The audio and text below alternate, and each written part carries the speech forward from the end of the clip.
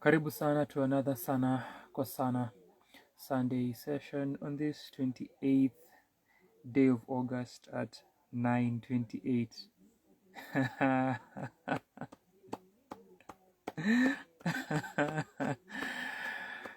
Hii ni sadfa, hii ni sadfa, hii ni sadfa, hii ni sadfa. And that reference is even tied in further into our celebration today. Karibu sana to Sanaa kwa Sanaa. Tumeanza mapema. Kafura, karibu.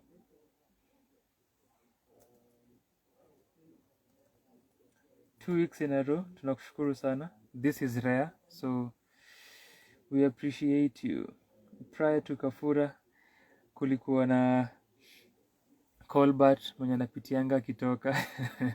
Shukran Colbert. Kulikuwa na Hagai na pia kulikuwa na Wangu ndo walituanzia na ujumbe wa kwanza, amesema happy anniversary Sanaa kwa Sanaa. Kafura pia amesema happy anniversary, kisha amesema na leo umefika mapema. Nimefika mapema. I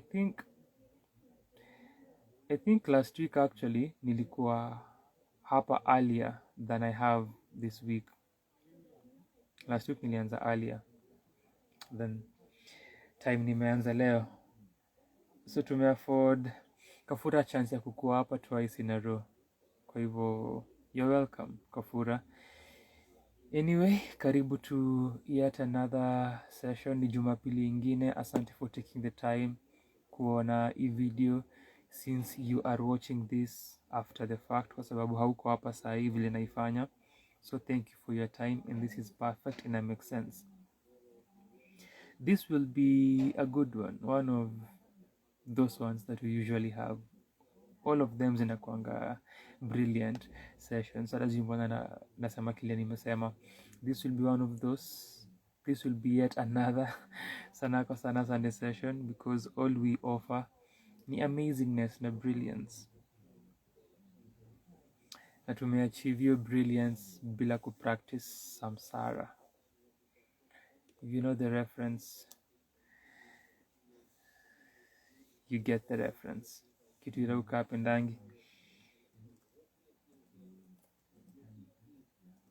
Or ni ongele Bwana Rogato kwa sababu recently nalijua IYK, meaning hiyo acronym. So many people have a hate for these things. But we are here for a beautiful session yana tusubiri. Bwana Superstar Roger, mnaweza tafuta wenzako.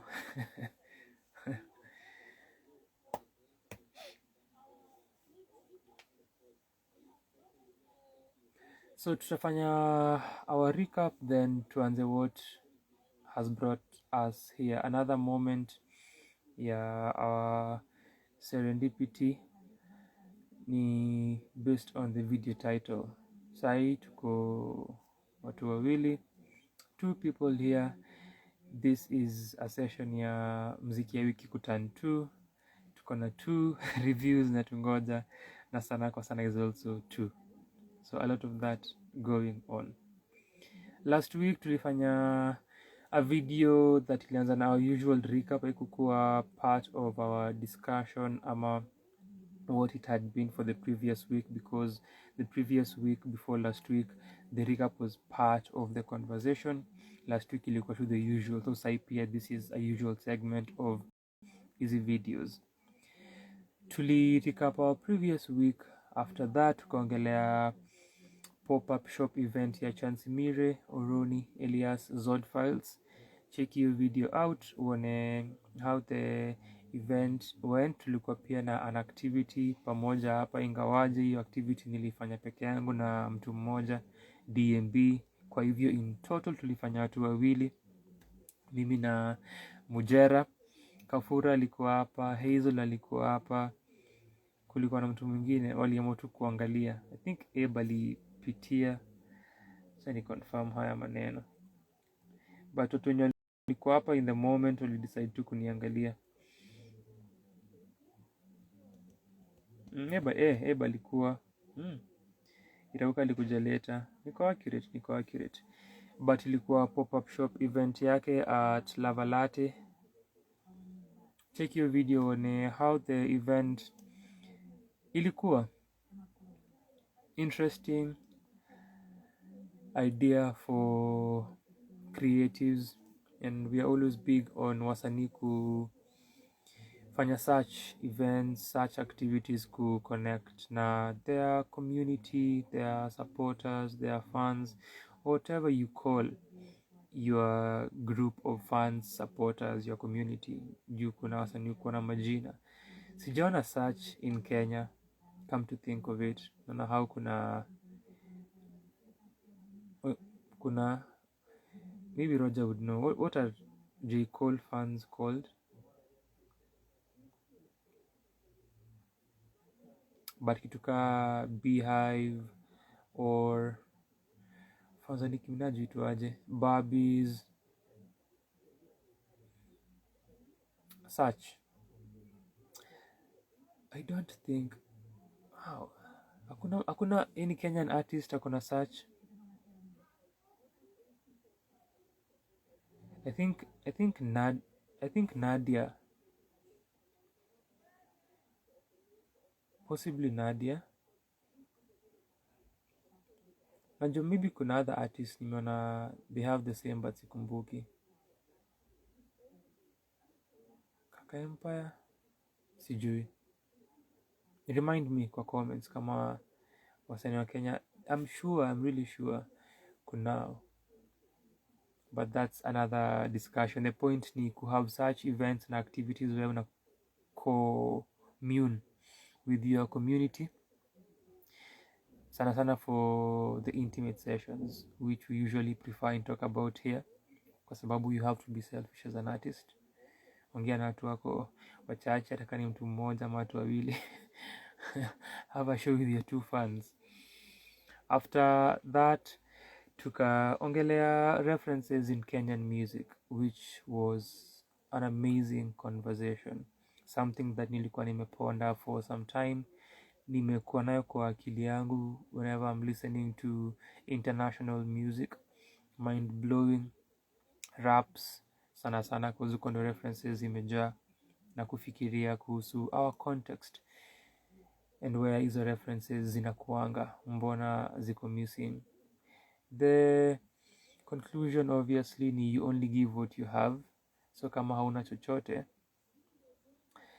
inakuwa tricky kupeana chochote, but ilikuwa such an amazing discussion that unafaa kuona, then uchangie pia kwa hiyo mazungumzo kuhusu references in Kenyan music, na mbona tuko na the same references. So we dove into our pool of references, then kuwa na moments za kucompare na kucontrast na international music and the references that they have. We bring pia home na kuongelea wasanii wenye wako na unique reference points kwa their music and how they have done that in their music. Brilliant conversations. Check hiyo video out. For today, here we are. After that Sunday session kwa YouTube nilishare. Then outside of that, Mziki ya wiki as usual 2.0 11. Tunaenda sana, tunasonga. Tumeanza Mziki ya wiki 2.0 2.0. tumefika 11, 12 in fact, coming in a few hours tomorrow morning. That's another 2, the 12 one and the 2. After that kuna video snippet nilishare on YouTube ya the one thing Kenyan hip hop needs, which ni an excerpt from a video that tulifanya a few weeks back ya our top 3 hip hop projects of 2022. What Kenyan hip hop inahitaji, mimi, Irauka na Abe kupeana our views regarding the same. Imetoka on Twitter while I was sharing how this is 2 years of Mziki ya Wiki na 2 years of Sanaa kwa Sana. Then nimekuwa shocked kidogo, nishtuke nijulize nini imehappen. And unaanza kukuwa na tension, unaanza kukuwa na anxiety kwa sababu mbona watu wanatujua suddenly. The reason nimeona hiyo video on Twitter, that's the most tumepata kwa video with 20 retweets and I think 49 or 45 likes. That's so much. Don't nipate panic attack, najiuliza yo form tumeanza kutafutwa na watu sasa. That's what it means. When numbers zinaanza kukua hivyo, inamaanisha mnaanza kutafutwa sasa, mnaanza kujulikana. What you've been asking for is finally happening. Na mtatafutwa na watu. Unajua saya mjulikani, saya mko safe, bado mnaweza air out your sentiments candidly, but time mnaanza kujulikana. Watu waanze kuenda back to videos za 2020, which is the reason we are here, where you started. Watu waanze kuona vitu mlikuwa mnasema kwa videos za their favorites. The good thing ni our videos za 2020, sana the first batch of videos kwa sana, the ones that I was alone, which is on the battle rap anyway, so na walishazi watch na nilikuwa in touch with the community at that point in time, with the hip hop and battle rap community, so walizi watch. Hizo quality ni mbaya, and then the first reaction videos I did by myself pia quality ni so mtu anaweza kosa kuona the entire video juu quality ni mbaya, so naweza kuwa safe to that extent. But the other videos where tumekaa with the crew na tunaongelea favorites, tutatafutwa bana. So hiyo video nimeona those numbers, imeni shock sana. Nilipost nikaenda zangu, nimerudi days later na panic attack. But we are intellectuals, so Bwana Rogato ni aje?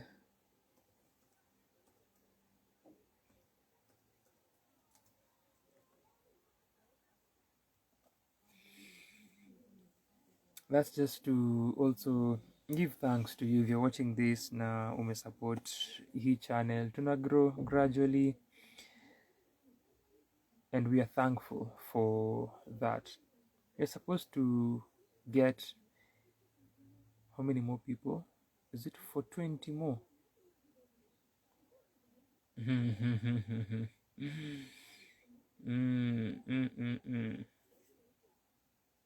To fike 1,000 subscribers by the end of 2022. Whether it's possible, it's up to you.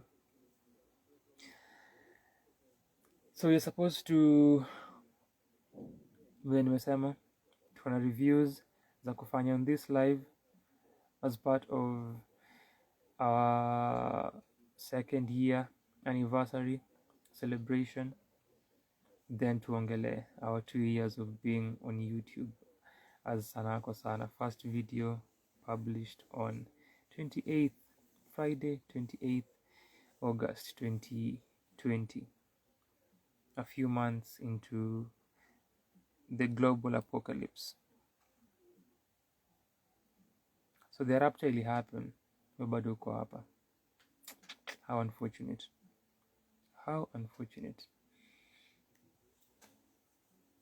As well as 2 years of Mziki ya Wiki. Kulikuwa na show jana, which is usually also part of our recap ya Slim Shaka for Cheche sessions at Cheche Bookshop and Cafe. I will discuss that show wiki inayokuja. I'll dedicate an entire session kuongelea hiyo show. Bwana Slim Shaka anadeserve kuongelewa respectfully. The 65th Slam Champ. Watu wenye niko nao sana kwa sana didn't even win Slam. As in, nafaa kwanza kuwa replace na na tafute Slim, tafute Goofy, tafute Dofan. Nani mwingine? Hao ndo watu, hao ndo champs najua wenye wako in touch na the channel.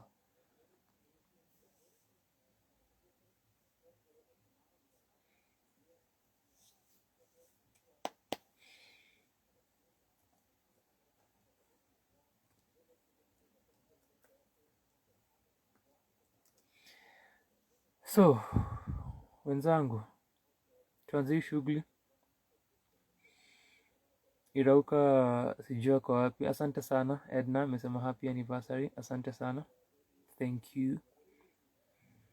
At the 20th minute, another 2 moment. Serendipity vibaya sana.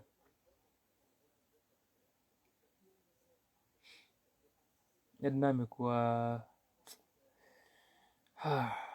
such a pillar na one of our great advocates za kufika 1k subscribers. I hope you're doing the marketing for us too, Edna. We need for 20 more people. For 20. Na nimesema at 2040 ama 2042. Watu for 20.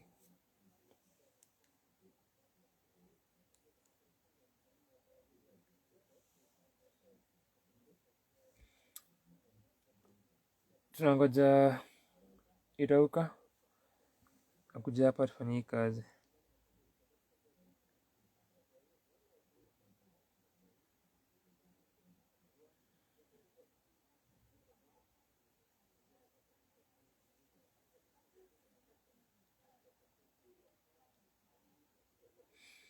Tufanye the 420 special. Ningekuwa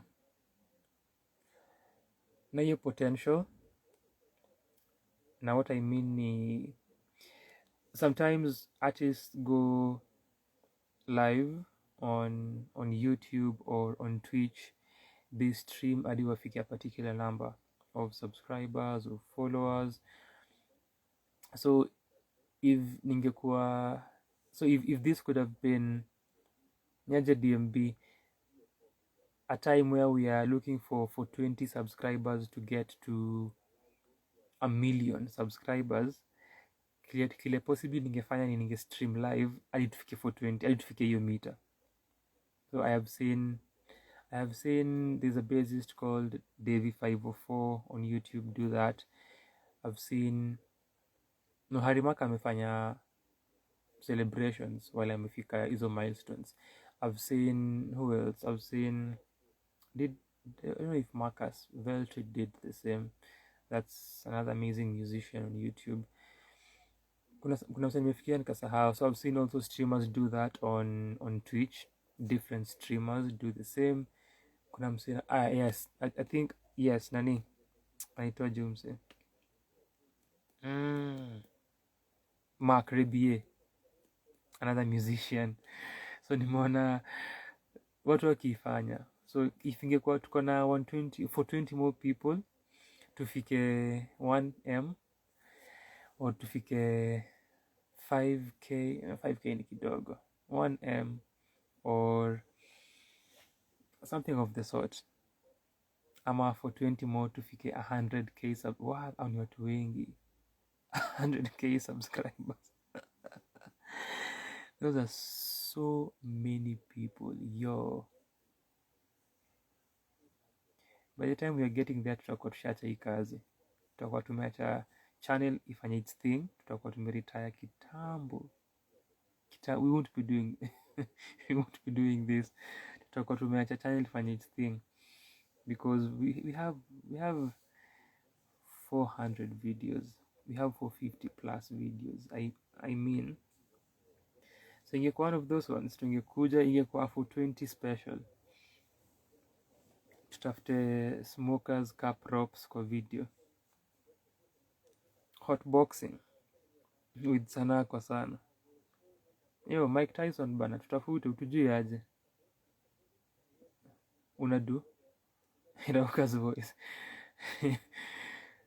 So ibu Roger, unaweza ita wenzako.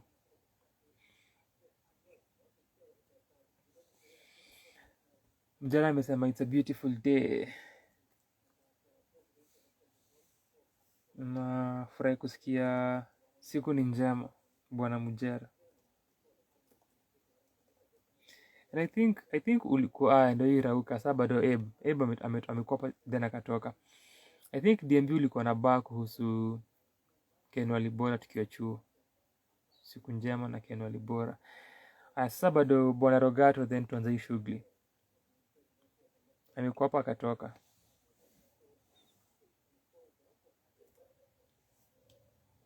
So Edna amesema nisiache hii kazi. Hii kazi tutaacha bana. Hii kazi ya Sanaa kwa Sanaa hatuwezi fanya hii kazi forever. Hii kazi tutaacha. So by the time you're getting to 100k subscribers, hao ni watu wengi. Hao ni watu wengi. Tutakuwa tumeretire. Tutakuwa tuna exist in oblivion. So DMB, Edna. So Edna, we have the albums you are reviewing hatujazi mention, so juu ni gani, but one of them ni something that you asked me kama tuna review, so surprise, you are welcome. DMB, Edna, since this is an anniversary edition, iwapo uko na maswali uliza tafadhali.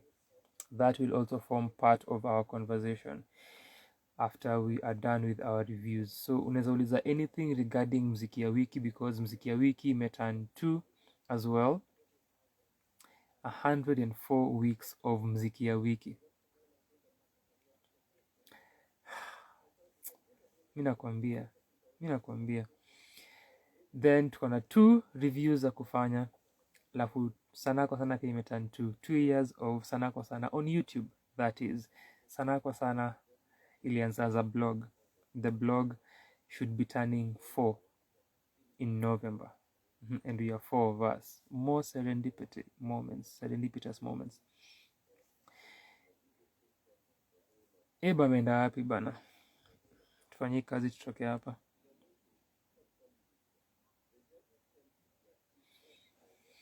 Typical of you kukumbuka baadhi hata mimi sikumbuki na mimi niliandika DMB says.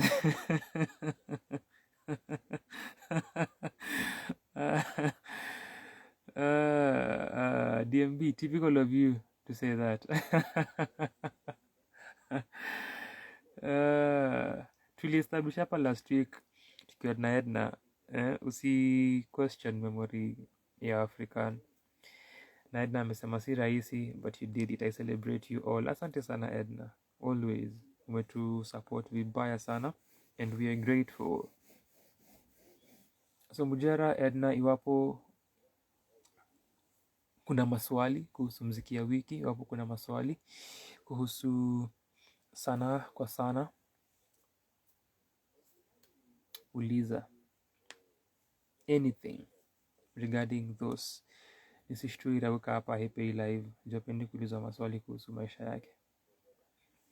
Anything kuhusu Sanaa kwa Sanaa na Mziki ya Wiki, kindly tumia the button on your lower right, the question button, the question box.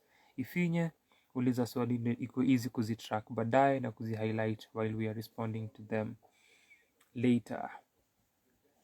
So ni mtu mmoja tunangoja, sijui ameenda wapi, then tuanze the reviews that we have for today. Actually, come to think of it, so you can just mention Abe, and then tunaweza anza na hiyo yenye hajasikia. Irauka na Roger anajua kile anasema. We can start with that one, then Abe akuja to join for the other one. Kwa hivyo Irauka na Roger, hizo requests zinaweza kuja na mnaweza tajeni Abe kwanza kabla mkuja hapa. Just mention Abe kwa comment section ndio kuja hapa. In the meantime, niadisie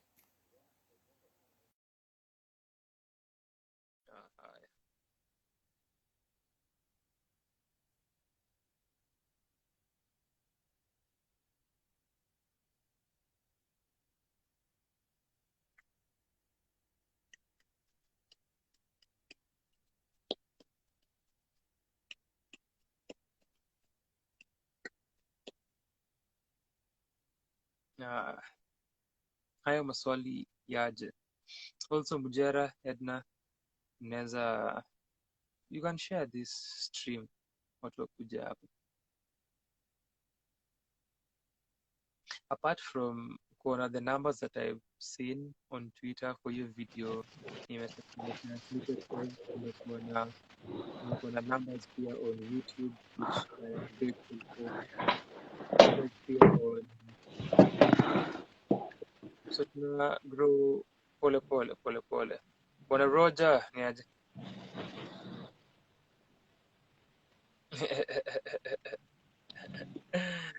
Roger Contour anatua manyumba za watu. Yeah, you never know where I'll land next. Irauka jaribu kujoin na live yako live imekataa. Try joining again. Try kutuma the request bwana Irauka. Tani kuinvite. Ikikataa unaweza toka tu IG then urudi tena unakaita kubali. Roger, salimia mafans. Mafans wamekuhata bana. It's been a while. It's been a minute. Niaje my fans.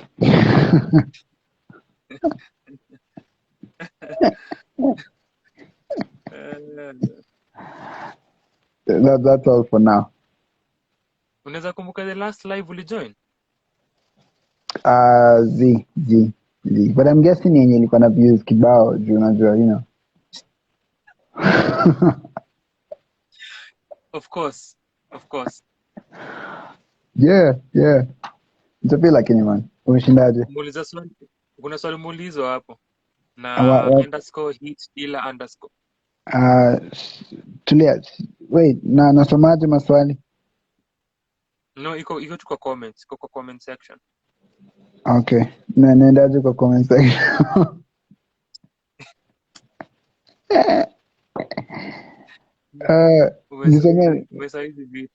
Yeah, man. I'm getting old. Nisome swali. Si ni Feslas Sila ameuliza. Yo, Fes. What's up, man? Ameuliza kwani umeingia serikali bado umenona? Ajui mse ako serikali hayuko hapa. Yeah. Mimi nimeingia laziness. Stress. Mse ako serikali hayuko hapa. Yeah. But thank you, man. Thank you. Life is good. Niko Prospects. Yeah, niko baharini sasa hivi. Ish. Niko bahari ya Kino. Of course.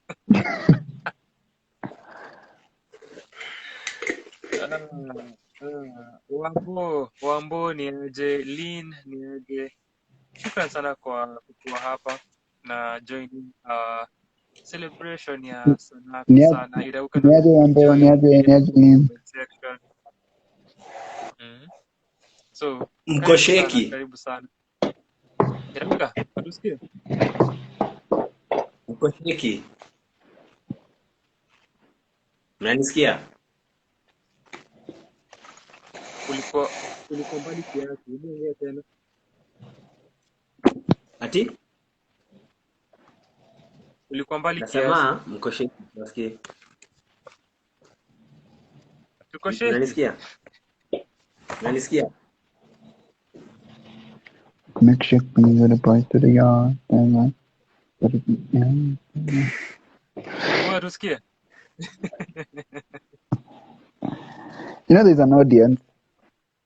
Unatusikia? So, audience, as is to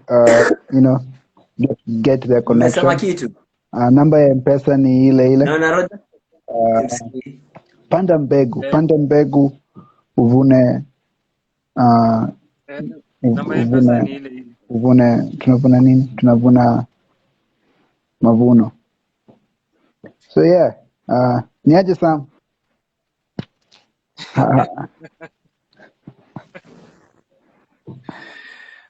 Ombo anasema anataka party. Ndei bash, Nataka ndei bash. Mbona mimi sina comments? Alafu Clear. tumeongelea story ya 420. So ndio hii bash, alafu kuna story ya kishash. Mbona sioni nini comments? Any Clear. comments is man. Yeah, Hebu tap someone screen yako ile uliambiwa na Ed. Tap your screen.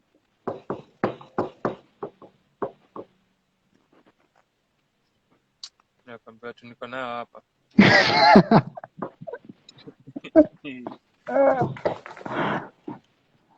no, do not Neuka.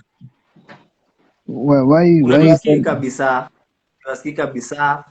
Mnashinda mkining'inia na natima midomo zikisonga. Net yako ina break. Net yangu wacha nizime Reception yako nikao. ina break.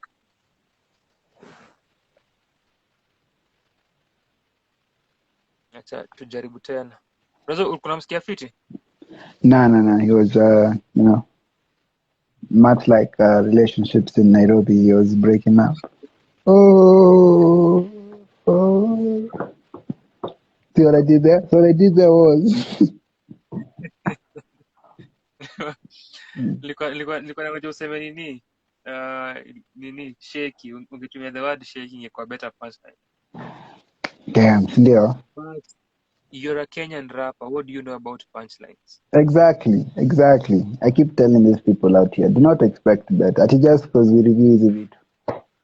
Nah. Kuna mtu anasema mziki zenyu ziko wapi juu mna review? Mziki zetu ni mbaya, ndio kwa maana tuna review.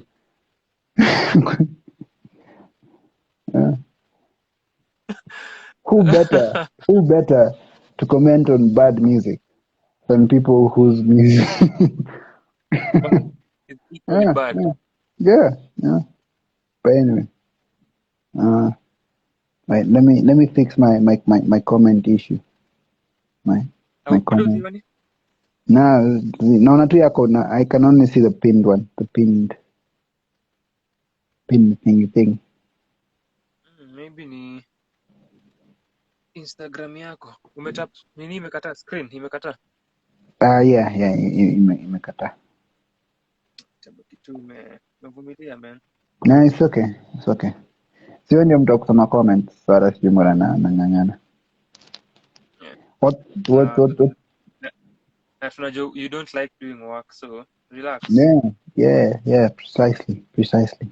Or tungefanya kitu in person. Nikule keki ya Sam. Nimeata keki za Sam. Yeah, Roger doesn't know how to use Instagram. Remember hivyo na ambo uju kutumia Instagram. Yes, no.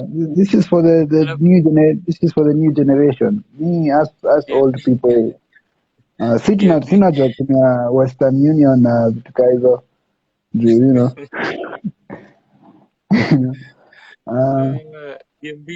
DMB anasema Irauka anatumia Airtel.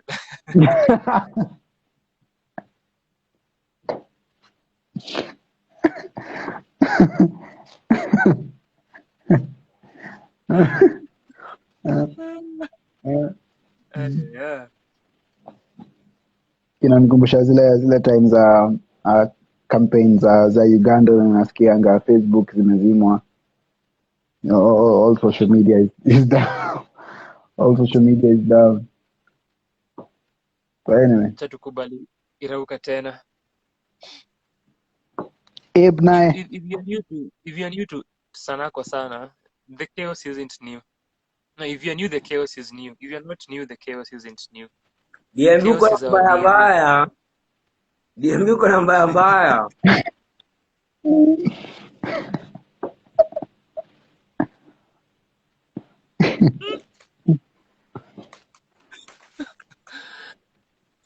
Na venye nimeona adverts za Airtel kuhusu how their speed is fire. Reliable network. Irauka, hebu ongea. Bado jo.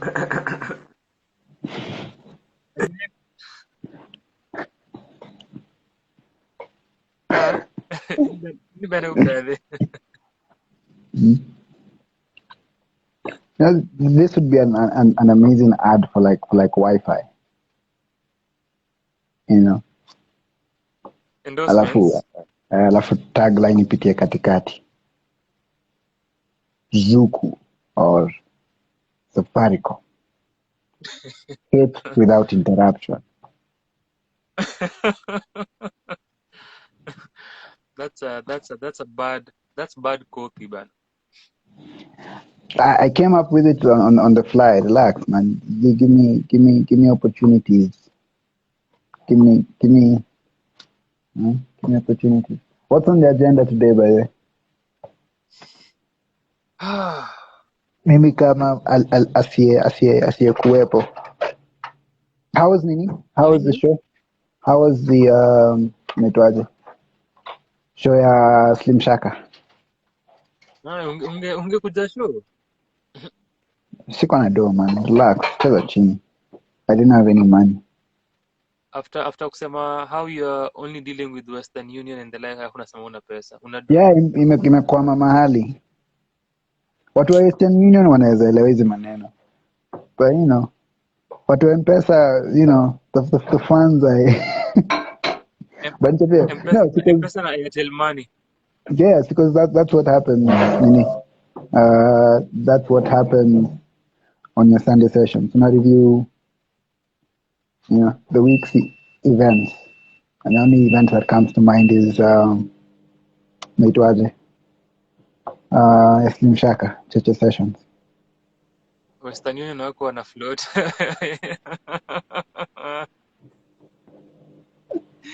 Wako wana float. Irauka sai?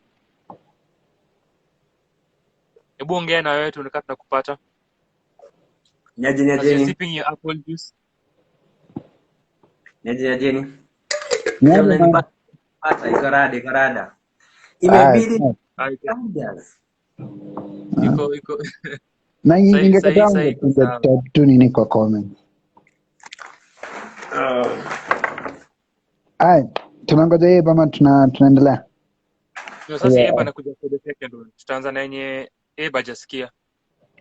Ni gani Eba jasikia?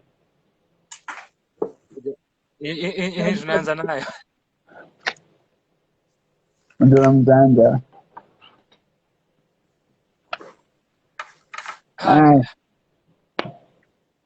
I doing the intro.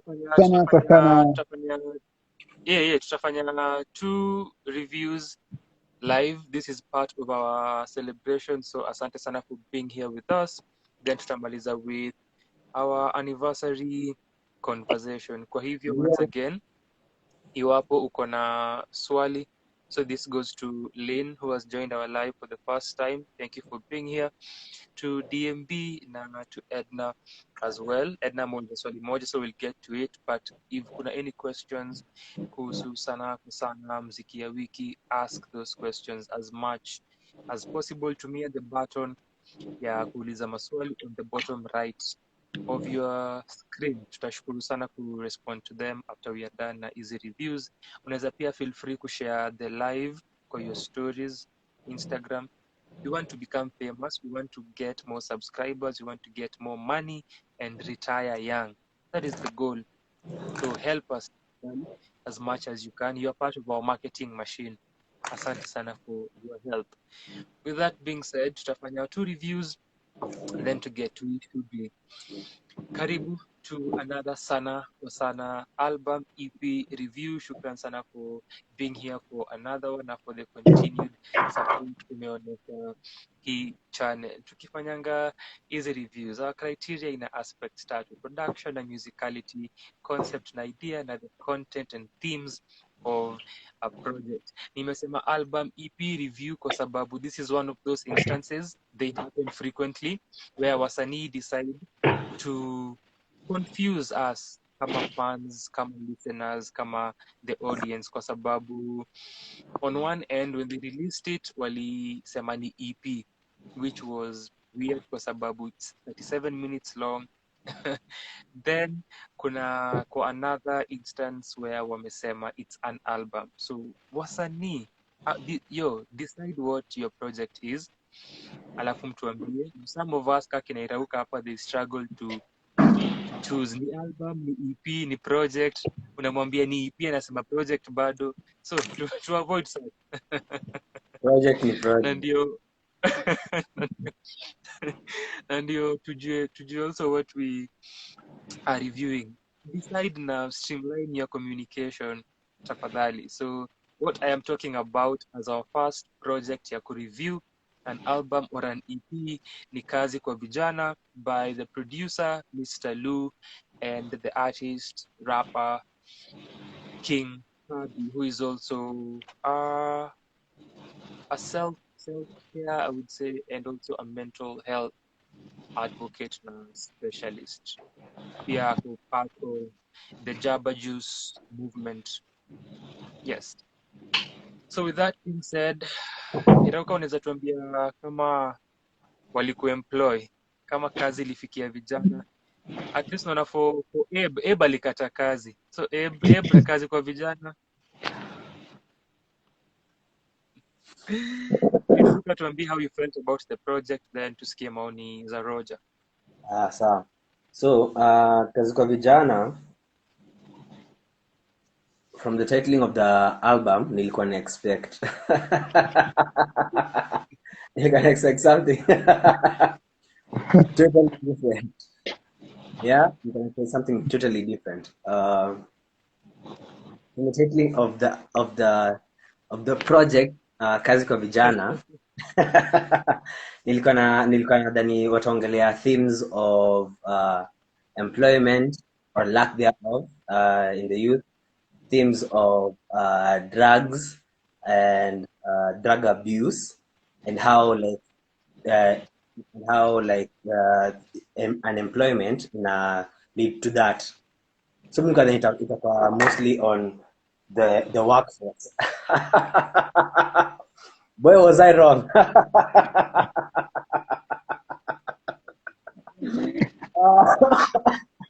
As always. Always was it. Kazi kwa Vijana is a very vibey project. Throughout listening, most of the beats sound similar. Kwanza ukisikiza on subsequent listens, the songs meld into each other such that unaweza replace the verses from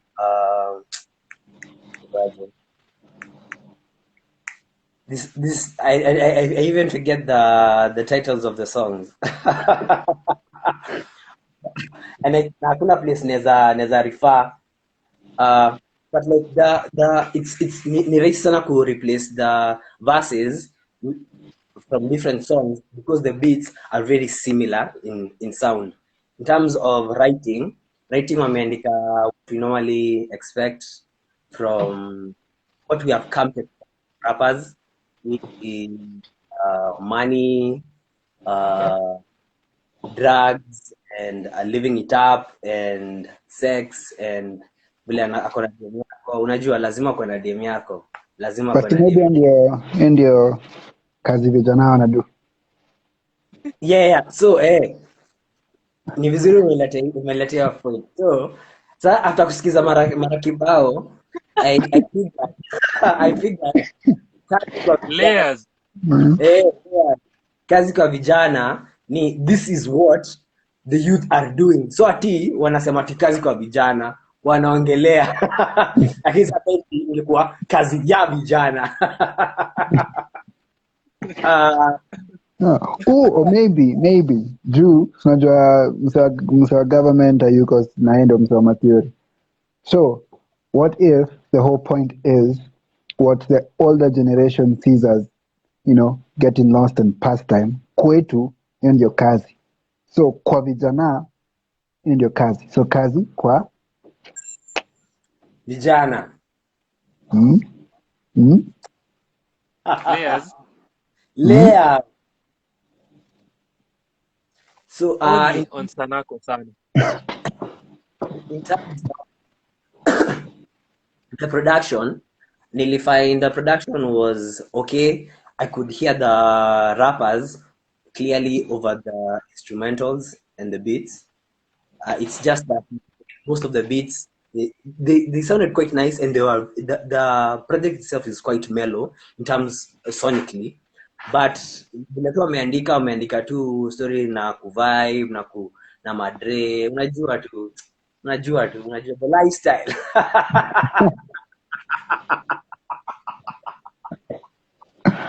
Uh-huh.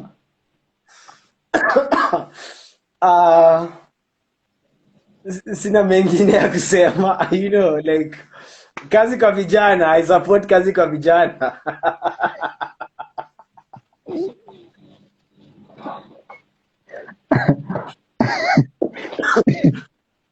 Irauka, I thought kitu ka bangi ni mbaya, so inafaa kuchomwa ama. Lazima ichomwe, you know. Ndio maana kwa hizo mangoma lazima walichoma kadhaa. Vijana Lazima. walikia Yeah, man. Yeah. the government with disposing. So before Roger tupatie sentiments zake, naona Tuiria kwa hapa, Kakusha pia ametujoin. Asanteni sana for joining us the anniversary edition. If you do have questions, again jua mkukua kuhusu Sanaa kwa sana, uliza kutumia the bottom right button on your screen, ndio iko easy ku follow up after na kuzi highlight while you are responding to them as we get to that segment of this session. Hata kama utakuwa just ask anything kuhusu Sanaa kwa sana. Tutashukuru sana. Roger, nawe je, give us your intellectual thoughts like our brother here mwenye amesema tu vibe and inshallah. Yeah. This is the reason we are here, Roger, for you.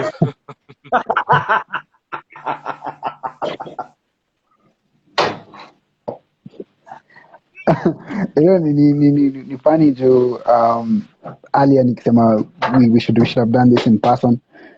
At least, ni anniversary, kukata keki, and then the first song of the project is harufu ya keki. Layers.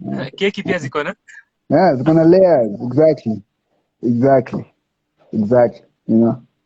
But yeah, sijui mbona hiyo ilitoa harufu ya keki, because all it is kazi kwa vijana. Hata tukiroga na kitamba bado watarada ini kazi kwa vijana. Hata tukiroga na kitaita, honestly I thought wataroga na kikamba na kitaita at some point kwa project. Yeah, call back, because why I'll say hata tukiroga na kikamba ama na kitaita ama na kijaka. But yeah, ilikuwa very so venye niliangalia the track list nikaona I think there's 17 songs, 17 ama 16. 17 songs, 37 minutes. I didn't know how that would work, but then nikaona they were like very very short, like most of them were around around 2 minutes. And like Hirauka said, they blend into each other, so one song kind of just leads you to the next. It generally the same soundscape or scope, or whatever you want to call it. Like beats generally the same. I mean, kuna elements kadhaa za the production zenye he kind of played around with, which I found kind of nice kusikiza, especially sahi venye nimebuy earphones. Yes sir. Moving on up, and yeah. So when because of the quality of my new earphones, tasema ni nani. But if you want kuplagiwa, email ni Kodo, email ni gani for sponsorship inquiries? sanaa@gmail.com. There you go. There you go. So yeah, email us and we shall, plug your products to the 7 people who are watching live. Of course, 4 For people sure. because 7 minus 3. Quick Minus math. us, yeah. Quick math. IBC should have called me. Anyway, but yeah, so ilikuwa interesting kusikiza as a sonically ilikuwa very vibey, especially Outer Space. I liked it. There were a few songs really feel were spoke to me more than others. Outer Space is one of them. The other is Manifest, which is I think it's the last one. No, it's the last one kwa the track. Though I found it funny because I think kwa Manifest to say something about ku elevate mental yako, but then hakuna throughout the album stuff zenye walikuwa naongelelea zilikuwa, for lack of a better word, pretty basic. Venye udema na wine, there are a lot of love songs. Well, not really love songs, but female-based songs, from Unachotaka to Online to Smoke Signals, which I actually thought was, if there's ever a song titled for weed, it doesn't get better than Smoke Signals. Subverting expectation. So it doesn't get better than Smoke Signals. But yeah, so uki switch off akili na kuto pay attention to the words and the lines, because the lines are generic. Marapa ni wale wale. So for me, the highlight of the project was the production and the mixing and mastering.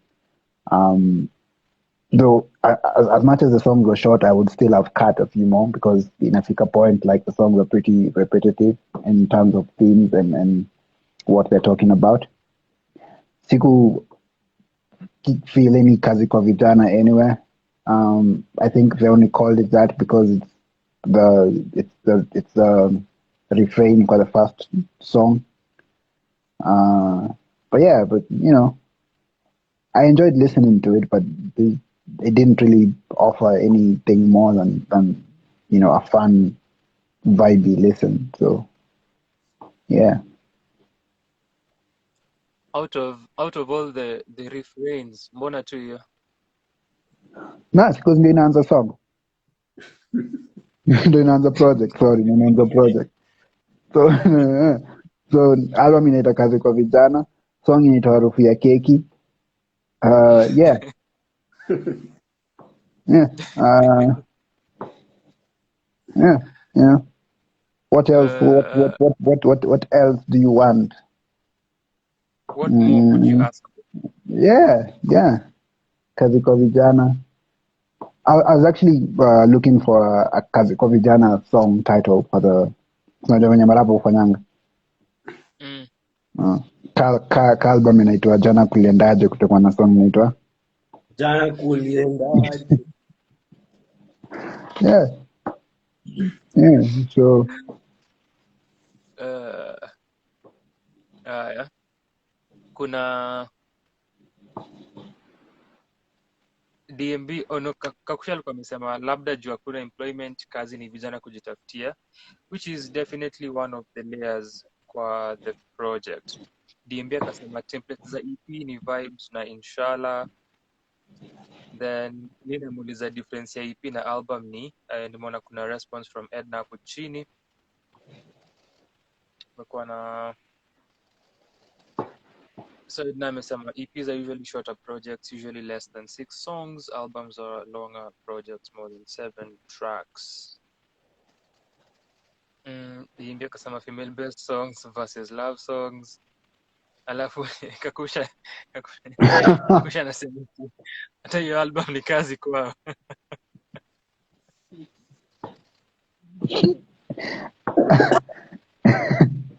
Kwa vijana.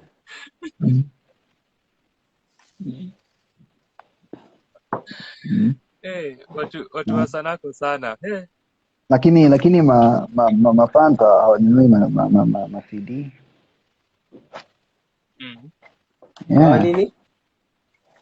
Hawanunui mziki. Hawanunui mziki. People are not buying music. But now, why aren't people buying music? Hakuna kazi kwa vijana. We have no employment. Kuna kazi kwa vijana. Yes.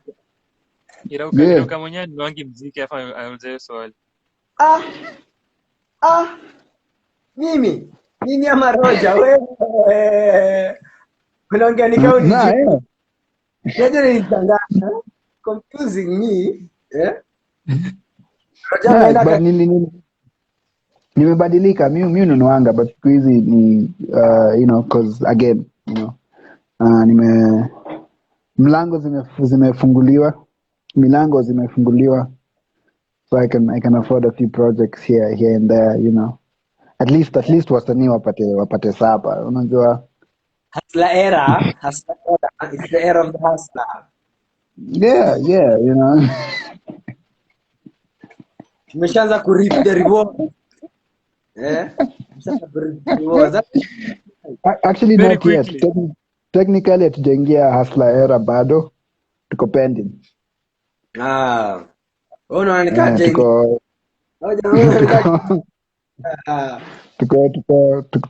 tuko pending. We don't know if we are coming or going. So for this project, but quickly a quick shout out to Edna, to DMB, to Lynn, to Kakusha, to Wambo na Martin Luther Mugo, the real Mugo. Lazima uji qualify bana kwa hizi streets za social media. Oh yeah. Then if you're creative enough as an artist, utambia wase respect my qualifiers. Hiyo ni a reference for Irauka only.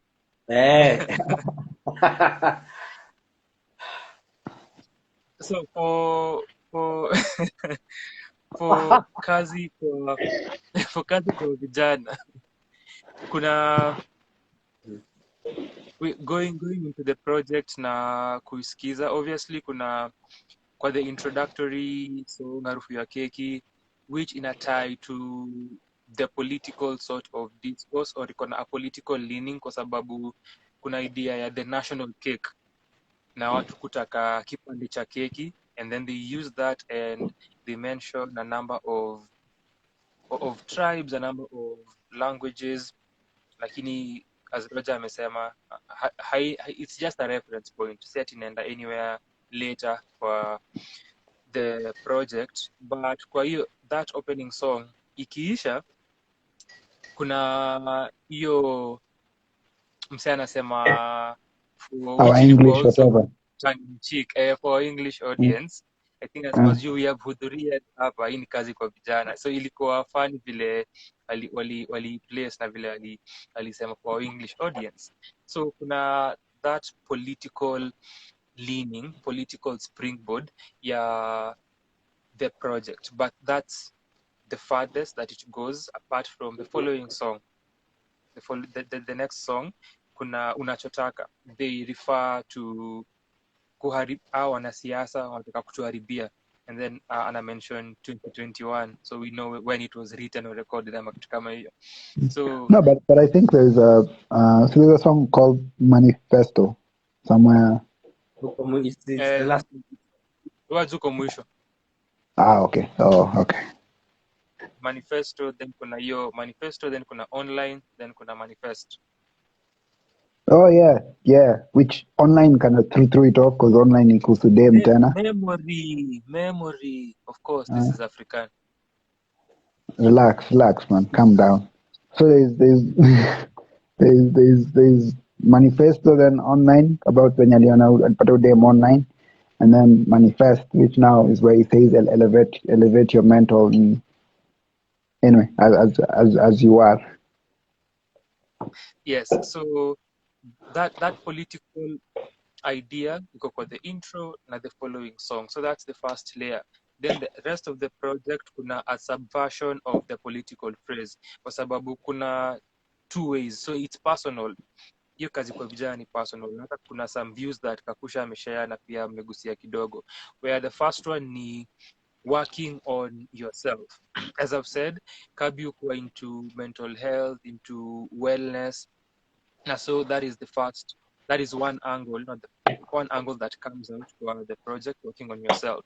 The other one ni working on your ambitions, which inatai to what Kakusha amesema with watu kujitafutia. So hiyo aspect ya dreams na someone's goals ni the other angle ya ini kazi ile vijana tuko nayo, ini kazi kwetu kujipush na kujaribu kutimiza malengo ambayo tuko nayo. So that comes with hard work, and as you're working hard kuna hiyo reminder ya you need a break, so it goes back to working on yourself. So it ties to hiyo aspect ingine ya working on yourself ka vijana, and it goes back to that. But hiyo angle ya working on your dreams comes with the brag rap na Irauka ameichaja with hiyo. Kuna songs that ni braggadocious, which zinakuja na the usual and the typical generic lyrics from rappers, kusema you're the best rapper, kuongelea how she's wet kwa her panties, kwa panties, au unajua how you lazima with violence hadi msikie sirens, lazima. yeah, you have to ala you So have to hizo ndio the angles za kazi kwa vijana. Roja pia akasema ndio kwa vijana anafanya, so kazi kwa vijana.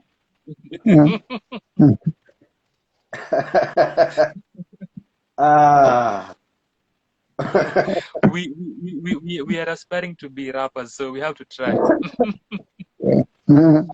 Curvature.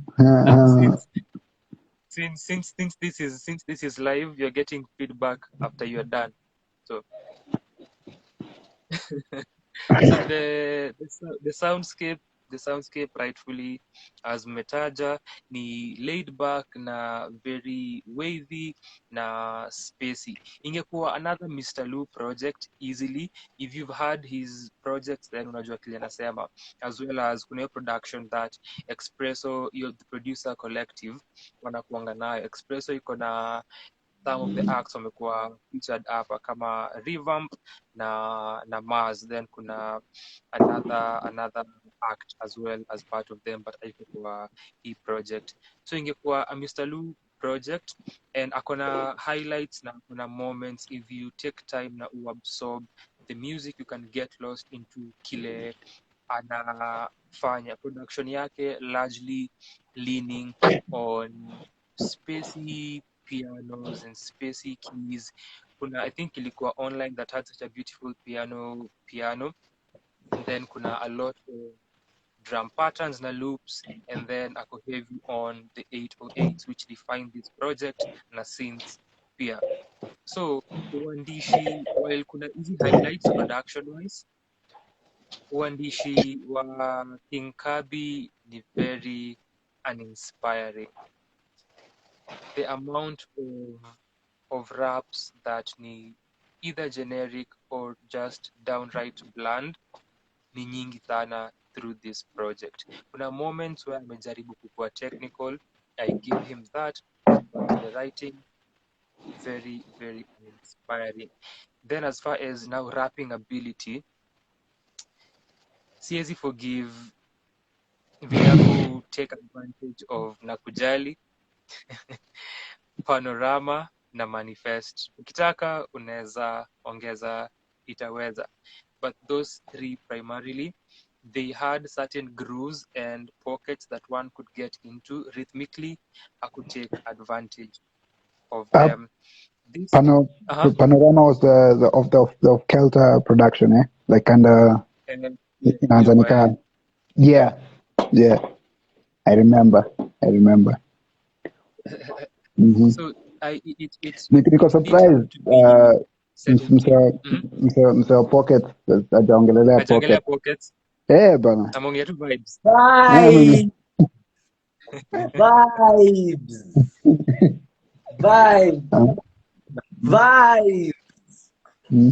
ni kuna project iko na song inaitwa Inshallah and Vibes. Oh, yeah, okay. Aye. So it didn't have to be 17 songs and 37 minutes long. It didn't have to be. Kuna a lot of those songs unaweza toa, and ni kwa sababu ili lack precision na pia ili lack direction. Production ina carry the day, but as a body of work it is lacking. Contrary to Irauka, I am like Roger because I also have some good earphones. Mixing kuna changamoto in some instances na sana sana kwa verses za King Yeah, Kabi. hey. Shades, man. Like, yo, I thought it's all love, man. It's our 2-year anniversary, you know. It's all love. Tumejumuika, you know. It's always love. Kuna any final thoughts kuhusu Kazi kwa Vijana? This is another project that I would have loved an instrumental version. Na kuelewa ndio maana nimesema this could have easily been a Mr. Lou project. Yeah. These projects zinaongezeka, the ones that are like an instrumental version, they're growing in number.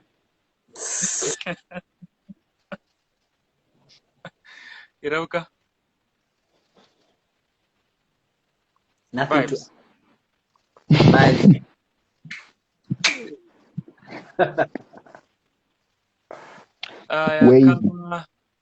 Kama umesikiza Kazi kwa Vijana ya Mr. Lou na King Kabi kwenye comment section, tuambie maoni yako kuihusu, tutashukuru sana. Tembeza injili. We need to grow for our subscribers.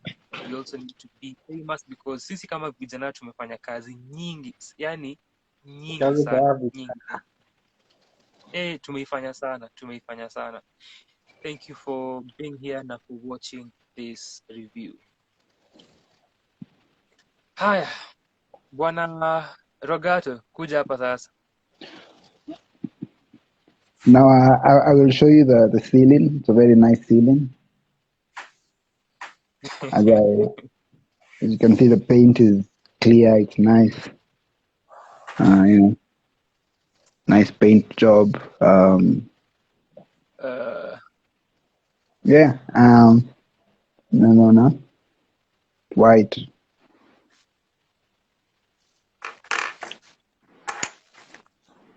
Tuko na Kakusha, tuko na Lynn, tuko na Edna, tuko na Mjera.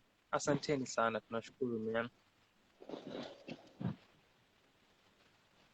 Ebu changamka tufanye hii review ya pili.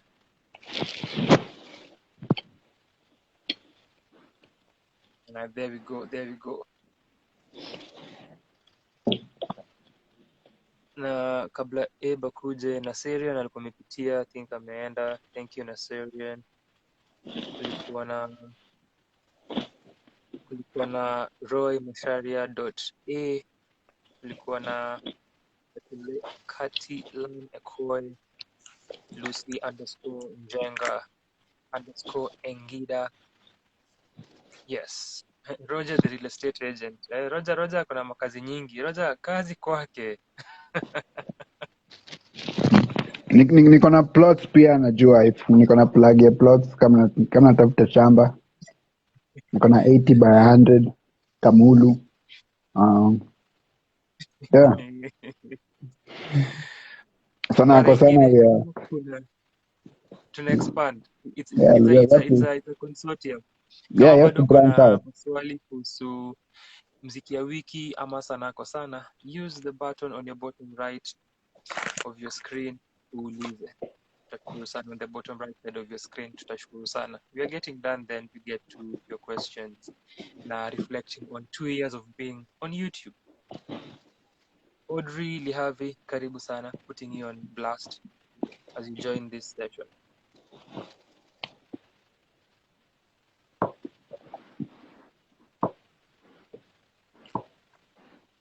Abe.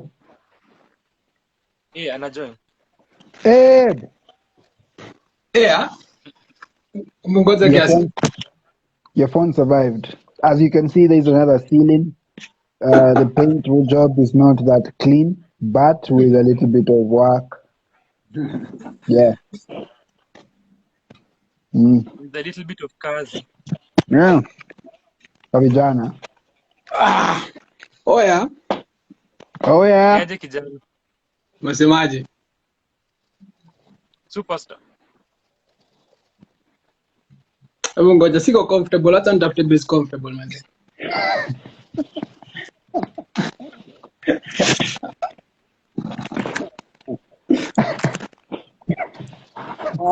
Sasa. Ana anatafuta angle. Najejo. In the meantime,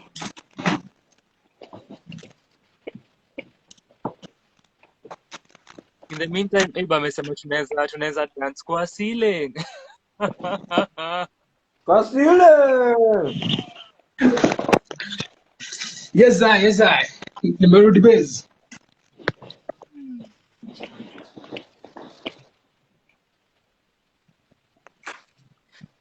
Uko sawa Eb? Niko sawa. You're comfortable? Unaonekana kweli. What is happening? Manze. Amekuja hapa kininja. Hiyo ni filter ameweka Roja, usishtuke ni filter. Oh. I thought there was something wrong with my screen. Unawekaje filter? Natafuta effect ya kudance manze. As usual, tunakujua. Si usemi tukimaliza shughuli. Wache ufala. Sawa. Oh, okay. Roja na mwako Kendrick.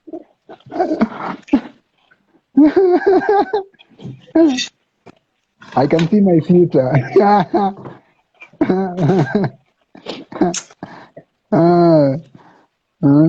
Tuone. Let's see.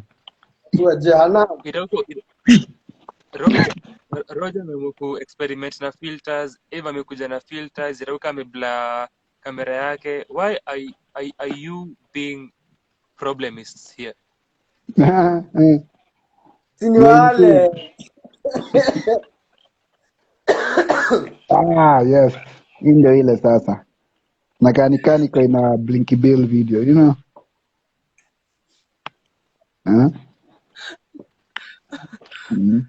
Wow. Maknende amerudi. Amerudi. Hey. Iko sawa.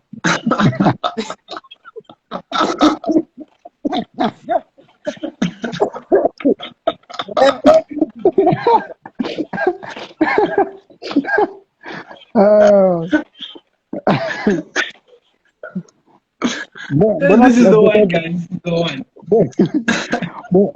Mbona tutakuwa tukifanya hizi vitu kodo pia wewe na ndio mtu wa live. Acha tuone. Yo. Yeah. Yes. Because huko Europe, by the way, we're freezing. Yeah, here in Europe, it's cold out here. It's so cold outside. Yeah, let me stop messing around. Unatoaje? Okay, ndio hiyo. Okay. Hai.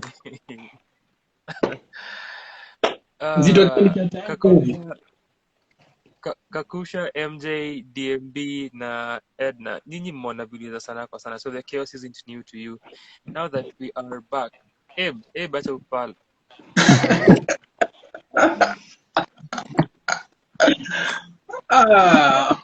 You're limiting my creativity, man. It's what he does, man. It's what he does. Unajua Edna irauka mmekuwa famous Twitter because of the numbers on the video that we share. Ya what wasanii wa hip hop wanafanya. Ni uongo. No one shared. How many comments? 3 comments.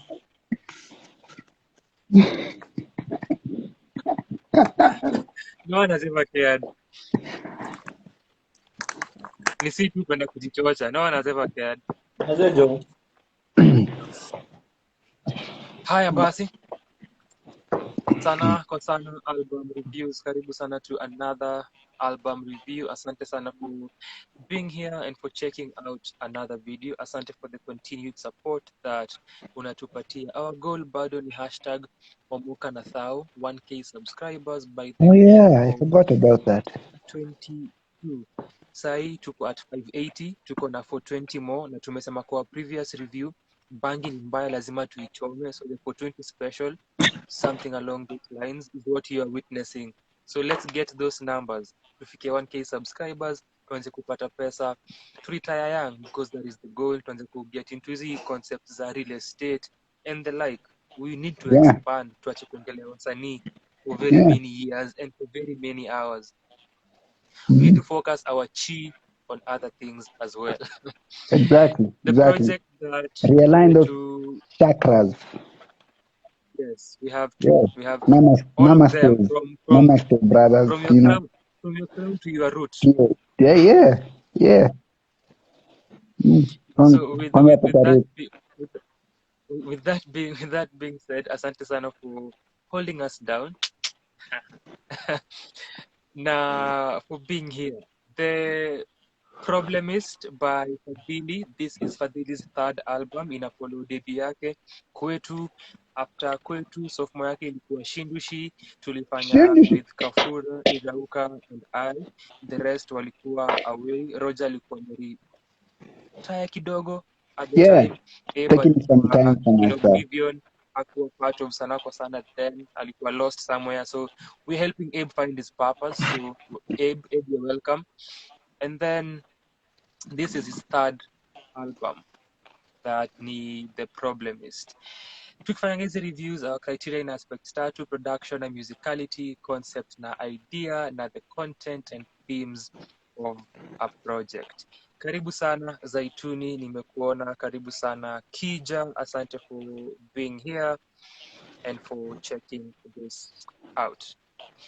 Bwana Rogato, I think this was your first Fadhilee project kusikiza. Unaweza tuambia how you felt about this one, then Roger, then Irauka. If you're watching this Tuanze video, kukupatia kazi juu kufanya kazi ingine, so you're welcome twice. I may lose my train of thought. But anyway, Of course. the problem is, me and Sam, we include our own kind of criteria when looking at this project. Your album cover. Why are you laughing? Sisema kitu mbaya bana. Ushaanza No, basically Koda amesema nini? Criteria yako haitoshi. Haitoshi. Na hivyo tunageuza government. With small things. I'm trying to elevate the channel bana.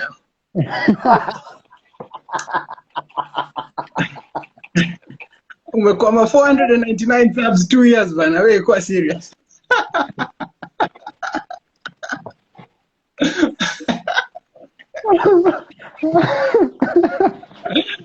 Wait, bana. Thank you for saying this, because this is why I brought you on board, because Roger and Irauka barely helped the channel, barely. Hey, you don't pay us enough, man. If you want more than barely, ongeza mshahara. Carry forward the idea ya kugeuza serikali, niliamua nifanye literally ni replace Mosoti nilete M. So ni mdogo kugeuza serikali. So endelea. So the problem is, where do I begin? Album cover. Yeah, album cover. Inakaa kitu tengenezwa na Canva. It's not a bad thing. But it's not a bad thing. Canva is I think the multi-billion project.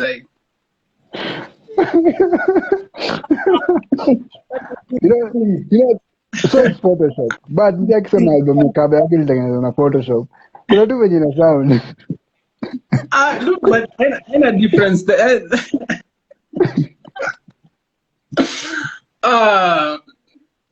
The end justifies the means.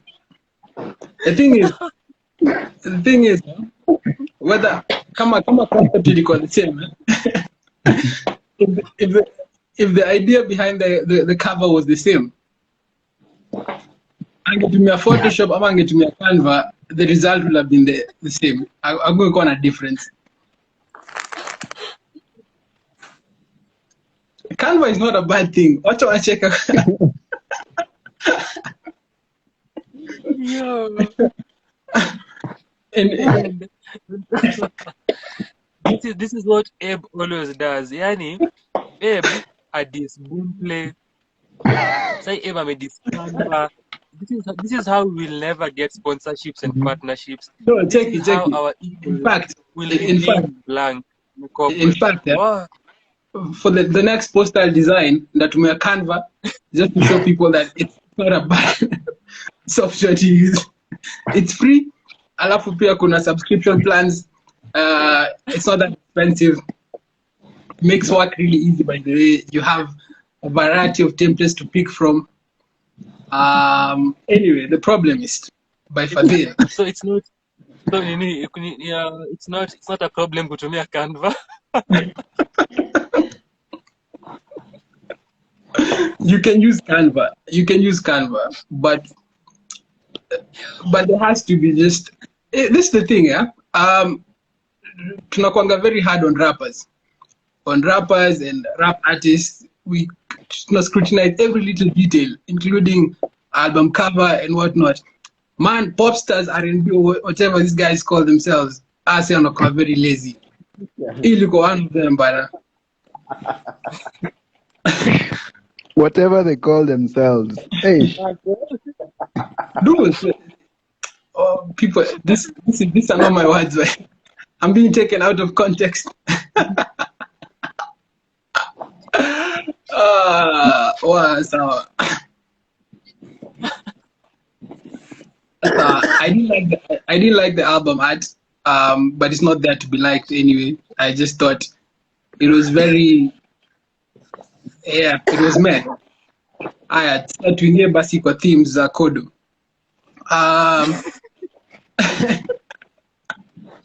My boring criteria.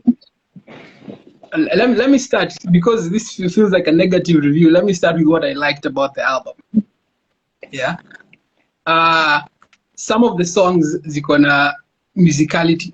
I think ziko na some replay value. Not a lot of them, but some of them, which is okay-ish. My standout ilikuwa the collab he did with what's her name? Banana Overdose. Yeah. That's my favorite song. Yeah, Iftali. That's my favorite song of the album. Probably one of my favorite songs, Kenyan songs this year. It's up there. I like the feel, how it sounded. I think Banana's Overdose did it justice. What I didn't like about the project, the writing was very lazy, it felt, for the most part of it. Ilikuwa basic writing. Ilikuwa,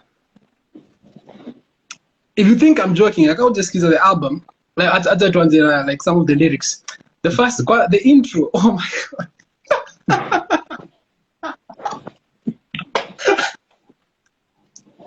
But no, dude, your intro, just never do that again. That's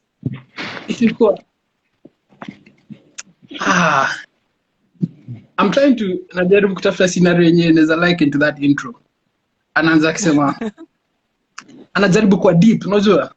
This album is for anyone who's going through stuff, you know? Like,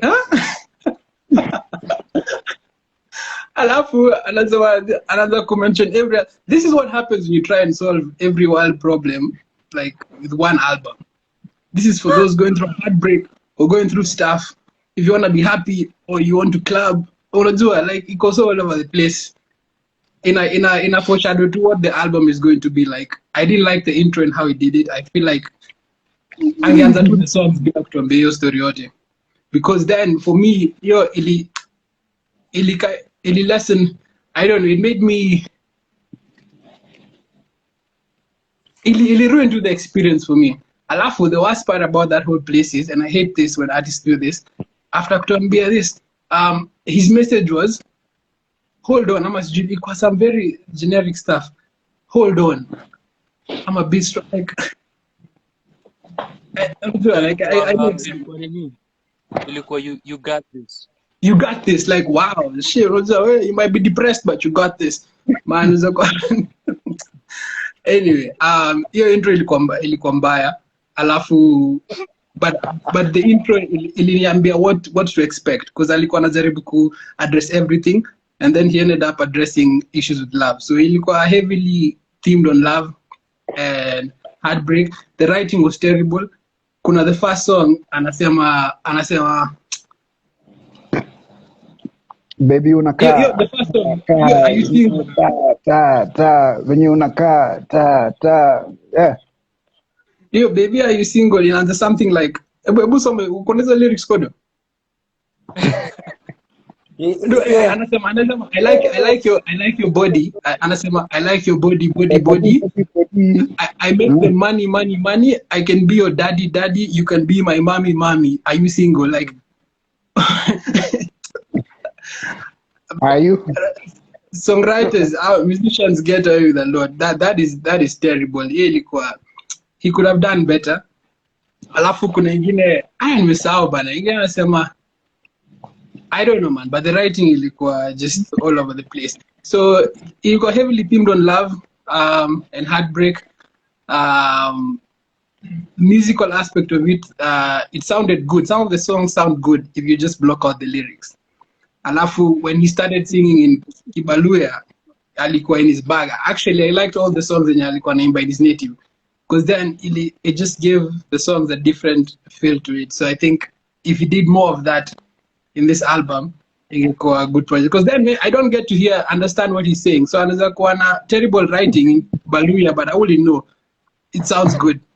That's all that matters. But the fact that I can understand some of the lyrics makes it terrible to me. Like, the song can be good, but if the lyrics are that basic, it takes away from the experience. Yeah. All in all, I didn't enjoy the project. It was my first listen. Mesema on other projects, so I'll go and check that out. Hopefully it's in his native, because it feels like akianza kuimba hivyo ako in his bag. Yeah, but basically musicality, yes, if you can block out some of the lyrics, good stuff. It's a good project to just have in the background, okay, clean, when you're not really concentrating on what he's saying. But Iftali, I think, is one of my songs of the year so far. I loved it, and then imenipromptada kwenda kutafuta ngoma za Bananas Overdose, which I also think is a very creative name. So yeah, I don't think I'll go back to listen to the project, but if some of the songs pop up in a playlist, then I won't skip them.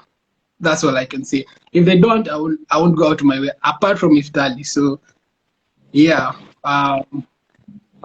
nataka kumaliza by kusema Canva is a good software.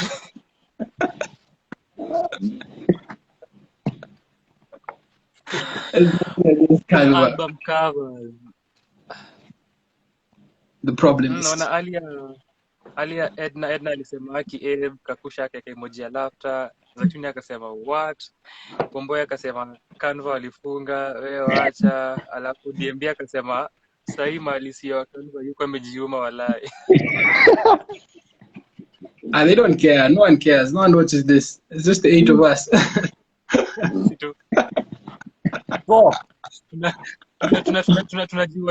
Tunajiwatch na our other accounts.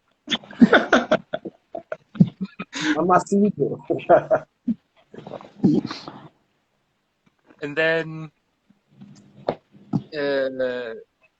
more laughter from Kakusha na Wambo kusema we, and then Edna amesema I liked the musicality ya your album but I agree the writing wasn't so good. And amecheka. Ron J, ni aje Ron J? Karibu sana.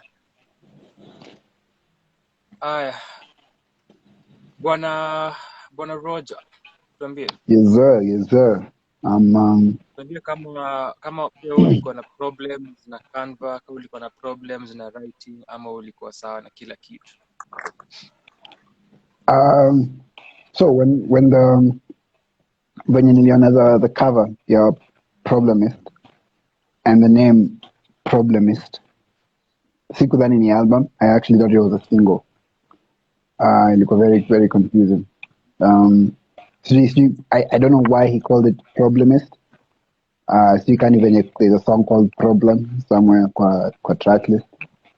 But similar to Abe, I have a lot of issues with the project itself. But again, amesema tunaanza na vitu positive. So Iftar was really good. Nilipenda sana. It was a breath of fresh air, especially after Single, and then African Queen, and then after African Queen you go to Boy Child Anthem. That was very confusing. You go African Queen anabonga about he wants to buy this lady a drink and make her his African Queen, and then kwa Boy Child Anthem anabonga about how he doesn't want to take care of any woman. So I was like, what happened to your African Queen? Like, it was very, very confusing. Kwa the intro nasema this is for anyone who's going through heartbreak, and then the first song is Baby Are You Single. So Nico, like, what's mean happen? And then after Baby Are You Single, you go to Don't Stress About It, Man. So I don't know if he was telling us, it was subliminal messaging for si tukikuja kureview hii album, like mkisikiza hii album, msikize the writing, msikize hizi issues zote, you don't stress about it. We vibes na ishara ama aje Sam? Yeah, man. Yeah, ilikuwa, it was everywhere. The writing, of course, was really, really bad, really bad. Ilifanya ni question Shindushi, because again, Shindushi, most of the songs, it's in his local dialect, yeah. So inafanya nijulize if the writing is actually good, or is it because we don't understand most of what he's saying, and the musicality of Shindushi and how it sounds is just way, way better. Like if Msekis is a Problemist and then umcheze Shindushi, for like Abe has never, you never listened to any of his projects, yeah? Yeah. So if you've listened to Problemist and then you go listen to Shindushi, you'd think Shindushi came years after Problemist, because Problemist sounds like someone who's still trying to find his sound. Because kuna Afrobeat somewhere, kuna popish sound somewhere, there's Iftar, which is very acoustic. It's nikam to hajajipata bado. I get being explorative with your sound and trying to expand your palette or whatever. But there had to have been a better way to do this. Especially after giving us a project like Shindushi, which was, I think, ilikuwa last year. It was one of our projects of the year last year. In the space of 1 year, going from that to this, I make sense at all. The concepts were everywhere. Can you do Abe Mesema? The intros, he's trying to cover all his bases. I don't know, Nika. My thinking is he's trying to go mainstream, so he's trying to cover all his bases. So if you go to the club, there's a clubbing song. If you are going through something, there's the song for you. A Man is for you. If you like the acoustic feel, you have Iftar. You get like an track who could do a lot, and at the end of the day, it takes away from the project as a whole. The features, terrible. Apart from the lady on Iftar, the features were terrible. I was actually surprised kusikia Mufasa, because it came out of nowhere. It came out of nowhere. PTSD. It'll come out. Since that hold you down, Smil. Coco hold you down. Z. Iko kwa ngoma gani? Hutie. Hutie with Mandela as well, sindio? Yeah, because he's not in the haiko ajandiko kwa feature list. So mimi nasikia Mandela out of nowhere nasikia poetry. Ameandikwa. Then there is something wrong with my Wachana na pombe wewe bana.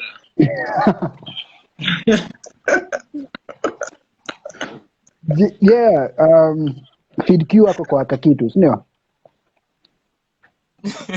Ulisikia album gani? No, si Feed Q, anaitwaje? Kalamoto ako kwa kakitu, sindio? There's a song Kalamoto ako, sindio? Where he talks about kakitu, nilikuwa confused Feed Q na Kalamoto. You know, sikusikia project yake, so I don't know if, you know, his writing is generally like that. Ama ali downplay, you know, what he brings to the table. It's just the features are just nah, man, it's not for me.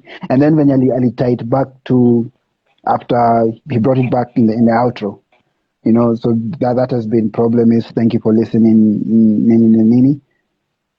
I think it showed this was deliberate. Like he ought to, like, you know, there was some thought that went into it, which makes this project even more worrying.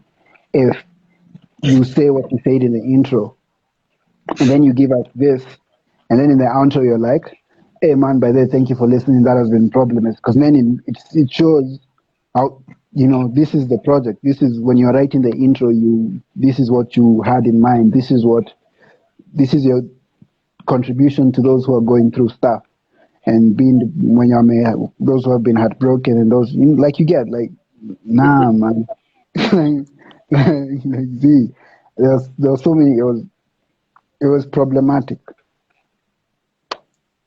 So yeah, it was nah man. I know you had saved that punchline. The poet in you had saved that punchline for the last line. I came up with it sai. I don't mean to nitakujoin kwa freestyle zako very soon.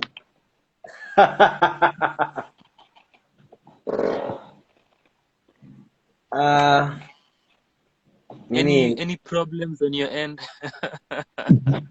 So, the problem is coming off Shindushi, hata vile nini from what Roger amesema, like me, I was expecting a lot from the album, and on listening, hata sikuangalia the nini at first, the album art, but sa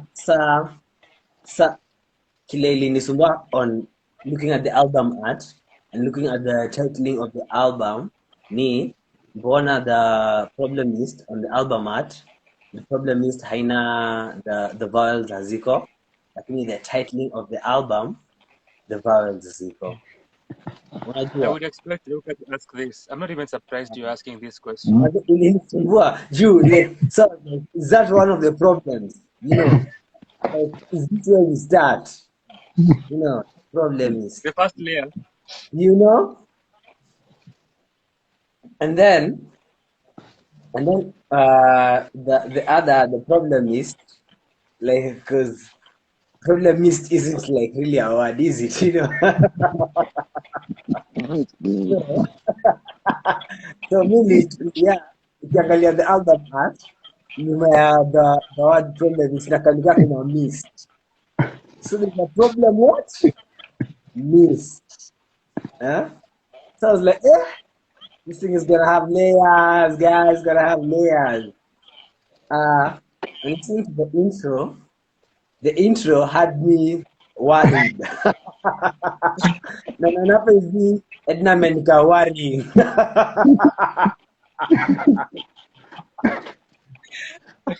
Akikutrol, yes, nimeicheki. Anyway, yeah, the intro had me worried kwa sababu ya vile ali overpromise. And then ni kama it's like when a rapper akikuwa na a snippet of like of Alan Watts, Amos G Nani as the album starts. You know, like it's either going to go one of two ways, you know. It's going to go one of two ways, as in you are guaranteed. Like umeshakuwa like premonition of the future, so to speak. Sasa kusikiza the album in totality after kusikiza hiyo intro and then unapata outro.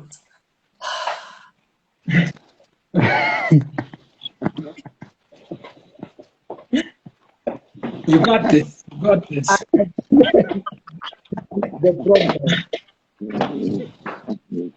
Are we supposed to be the problem? It's the problem. Given the intro that he gave us, you can expect like kitu very introspective, and I keep saying this word introspective.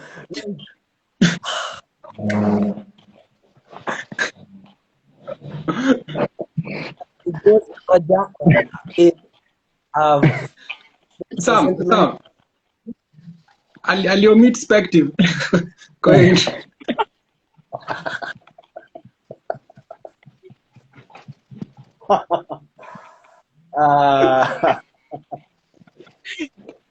Yo.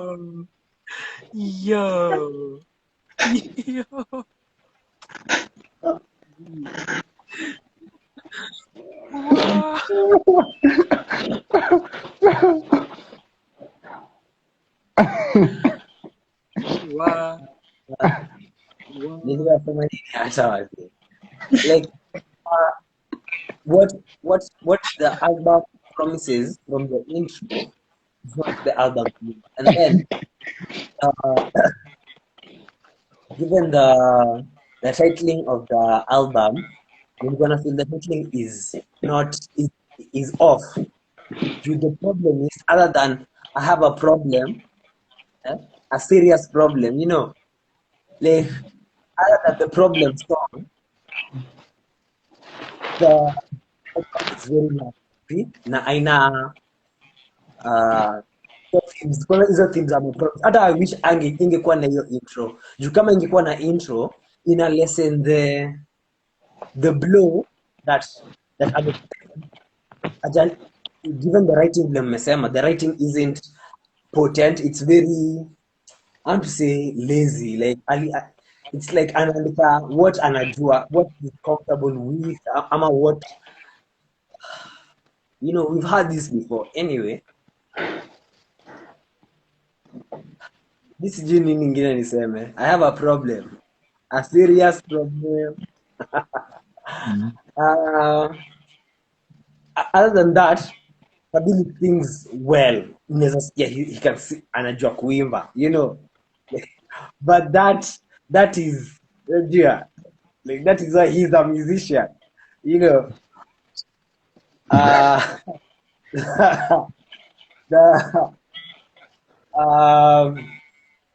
would also say the nini, yeah, bananas Overdose. Nataka kusema overload. Bananas overdose. Like does your hate for bananas also come through here? Najua before ni nini sikuwa nimejua jina yake, so I was like nikajua it's okay. As long as ukashua patiani malizi.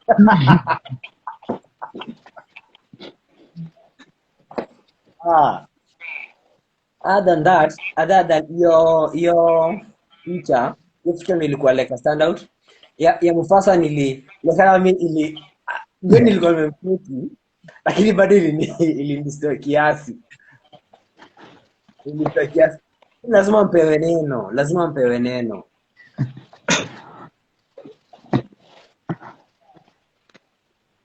With that Kodo, do the thing. Kwanza nitaanza na kusema iwapo unatazama haya maoni umesikia ni ya Ebro Gato na Irauka Sam na Roger. Kwa hivyo Fadhili na timu yako, iwapo kuna tatizo ambalo unalo, watafute hawa watatu, sio mimi. Maoni ni yao wenyewe kama wasikilizaji wa mziki wako. Uliona review yetu ya Shindushi, ulisikia maoni yangu because mimi ndo sikiza mziki sana kwa hii crew, so na mimi ndo kwa intellectual hapa sana, na mimi ndo uchambua music vile inafaa. So iwapo una makosa, iwapo una beef na mtu, iwapo unahitaji kuita wrong rende, wa pull on someone, wa pull up on someone, tafadhali Fadhili, tafuta hawa ndugu hapa. Unaweza ni email for inquiries, ni kupin location, watafute na trust unaweza wapata. Asante sana.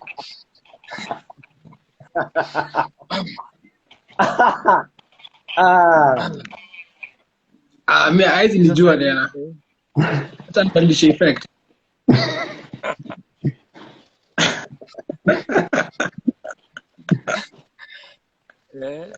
Nimeona alianzisha hiyo thread na mkamua leo amweki singers, na Roger pia alisema kwa review ya Antonio Soul, alisema singers get away, it's about time to watu waanze ku jump on cases za singers, and that has seemingly been Switch me off. So kuna a few, kuna three things that this is new with Fadhile's latest release.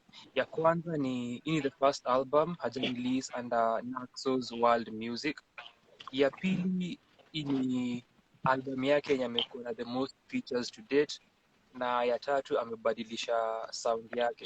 Yeah. Afropop, na kuna aspects za Afrobeats as Roger alisema. So this is something new, and for the pop similarly nilifikiria maybe hiyo ndo idea anaenda nayo, sijui if it's the case, but nilikuwa na feel maybe anajaribu kugo mainstream, na so anajaribu kufanya this sound and this kind of songs because of how pop songs are structured.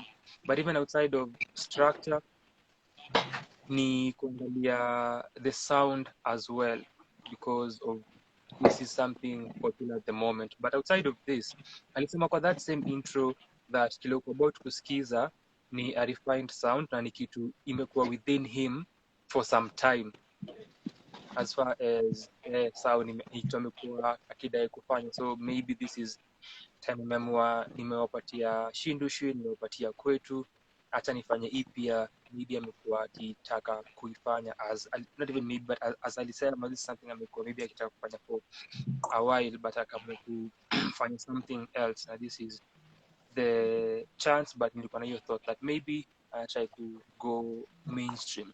Maudhui rightfully finding love na losing love, which iko structured in a loose manner via moods ambazo zina alternate. Kuna the songs that ni more pensive na melancholic, alafu kuna the humorous na fun having songs. So kuna that sort of dichotomy ana play nayo kwa the sequencing. Sound ni different vile nimesema, lakini Fadhili bado ni Fadhili. Kama umesikiza singles zake, kama umesikiza albums zake, the musicality is still there. Harmonies, melodies, approach yake kwa songwriting, his creativity, his idiosyncrasies with all of these na aspects za humor are there. Hata outside of the writing, ni kitu ka single, how ana-deliver ni kitu ka tongue in cheek, and that is something that hufanya kwa mangoma zake, and that is still here kwa the songs.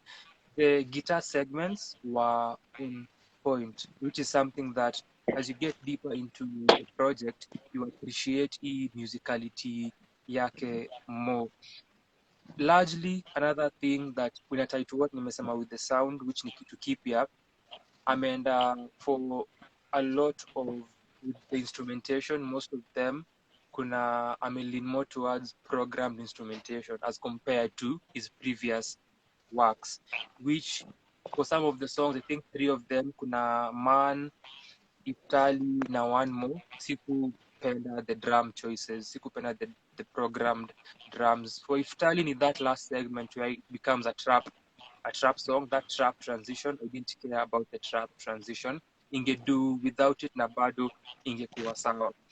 So nime appreciate the musicality for the album more. The first time this album, I did not like it at all. I did not care about the album. Ilikuwa disappointing kuisikiza. Then kinarrative, the story ingekuwa sequenced better na the writing ingekuwa more compelling. Mshagusia hizi aspects. Nimeongelea how ilikuwa na sequence ku go with the mood and how the song ina feel, but the story ya kupata love na kulose love ina throw the project off, inaifanya iwe erratic, though kuna instances songs ina lead into each other ukiona kile alikuwa anafanya, but after that intro, Man could have been a better starter than Single. And Single. Then after that inge flow better based on what Roger alikuwa anauliza earlier, ingekuwa na a better flow of thought.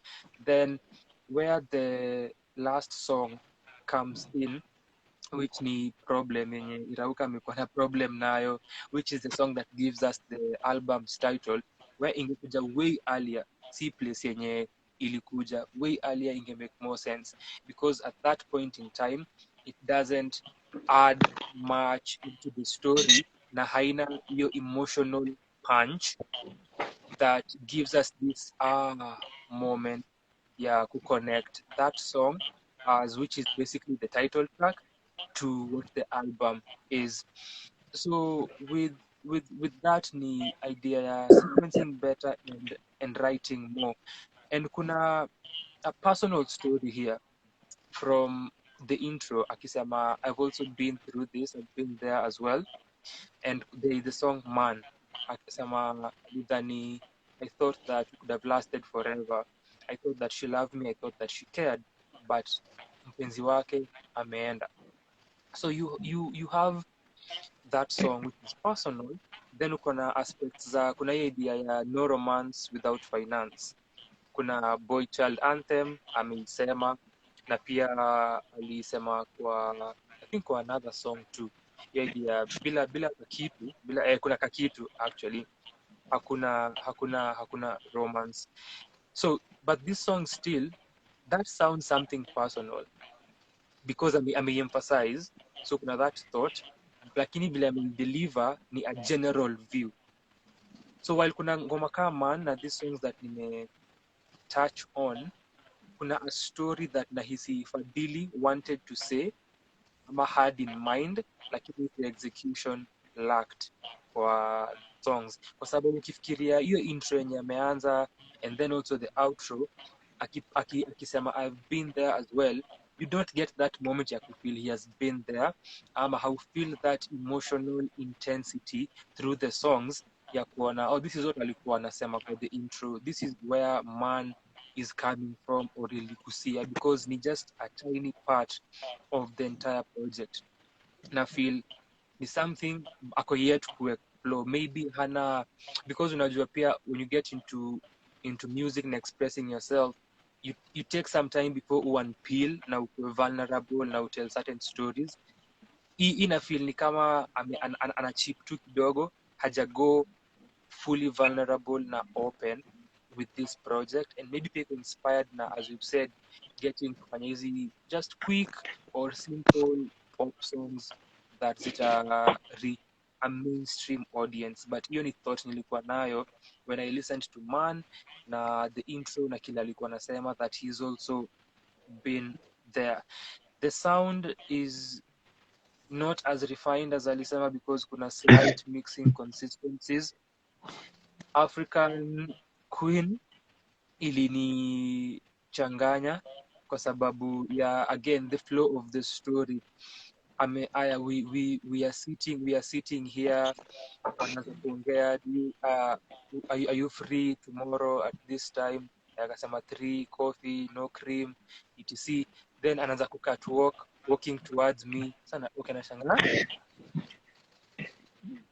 and then nashangaa nini na happen, ashamuuliza kaa anaweza walk down the streets, kaa ako single, kaa anaona someone, then after verse 2 anamaliza akisema hi, I am Fadhilee, Fadhilee, hi, yeah. you can call me Fadhilee.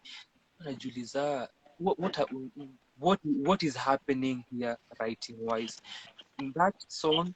In one of those instances tunasemanga songs should change as they grow. As a song inafaa kuwa dynamic. If a story changes, the chorus baadaye inabadilika, the verses inabadilika kuonesha the arc that umetupatia kama msanii. That was not the case with African Queen. Nimetaja mixing. The most glaring ni verse ya Fid Q na Mufasa. The mixing was different. Sijui kama mlinote Mufasa akiimba, but the verse hapana. The verse tap and water. But sijui kama mligundua ni aliimba ikianza. Sijui kama mlinotice hata in the first place. This could notice. Yeah. By that time, Roger, the album is. For real, yeah, I just remember uongo. I checked out the first time I listened, nilifika I think Boy Child Anthem. Then I check out, and then I checked back in when you were saying so that was Problemist. Thank you so much for listening. And I stuck. Oh shit, you are supposed to be listening. And then the sun ikaanza tena. So yes, you remember like a week ago tulikuwa nawe Abe. Venye nilikuwa sema I'm having a hard time getting through it. Yeah, it was a very. By that time, sikuwa nimesikia bado, and then I got to listen to it. So. But I'll go back. Ilikuwa niulize Irauka kuhusu the intro na outro because ni kitu ameongelea kwa projects that usually have intros. So ilikuwa niulize how you felt about the intro and the outro. Eva amesema alitoa the perspective part of what Irauka wants from Kenyan artists. Irauka wants Kenyan artists to dive deep. Dive deep. Unfortunately. Be vulnerable. Be honest. But Roger, the thing I don't get with musicians is you can easily outsource writers. I'm sure this guy has a lot of friends who can write. Yeah? Labda hataki kuwalipa. Kazi kwa vijana. Wewe ushasikia akisema anaka kitu. Sasa ndio atapata writers. Writer Akona fancy fingers. Ama si kuna fancy fingers kwa album. Oh yeah. Single. Na fancy fingers akona mtu na mjunior. Sasa unajua pia. Yeah man. Yeah, siati. No, but would this album have been better if angesema ni EP? No. Because then he could get away with a lot. I guess we don't have to think about the themes. Angeka tu EP, alafu atwe intro, atwe outro, and then tusikize tu songs. About the themes. Ataka ngoma ni single. African will still think about themes na maudhui na hizo vitu zote.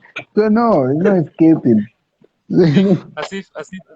as if you wouldn't. So then ilikuwa niseme Abe, I think you will outside of language which Irauka struggle with the first time akisikiza. She is that album. Yeah, it was amazing. That album. Ndaisikiza this week alafu I'll tell you what I think about it. But yeah, it could confuse even more. This album will confuse you even more once you listen to Shindushi. It was hadi na nashuku if he really made it because it was a whole other level. But anyway. But Nini, as I've said, aspects are his musicality are there. I think also with Fadhilee's songwriting, because even for Shindushi, see what unajua Abe na Irauka kwanga whenever they listen to writers the views that mnakuanga nazo mnatafuta so much depth na mlipewa depth kwa intro na outro na mkakataa, but the kind of out of the world, out of the otherworldly writing not so. But for for the musicality and how ali approach also the writing with the musicality kwa Shindushi, vitu zilimeld vizuri sana on that album. Nani album usikiza sana if Yeah, you me go too. back to the album. Yeah, every time I would struggle with this one, I'd go back From to Roger. Shindushi. No, niko sawa, man. Niko sawa. Don't. Every time I'd struggle with Problemist, I'd go back to Shindushi. Mm-hmm. Yeah, to remind myself, we make mistakes sometimes, every now and then. Yeah. Abe Nairabuka, final thoughts. Gabe, answer. So that was Abe the anafikiria more Problemist. problems to dissect. Si hata nifanya outro yangu. So guys, that was the Problemist review by Sanaa kwa Sanaa. Thank you for spending the better part of 1 hour listening to us talk about the album. Alafu after ukiedit kitu weka background music hapo sahi iko kama outro. Yeah, ending credits.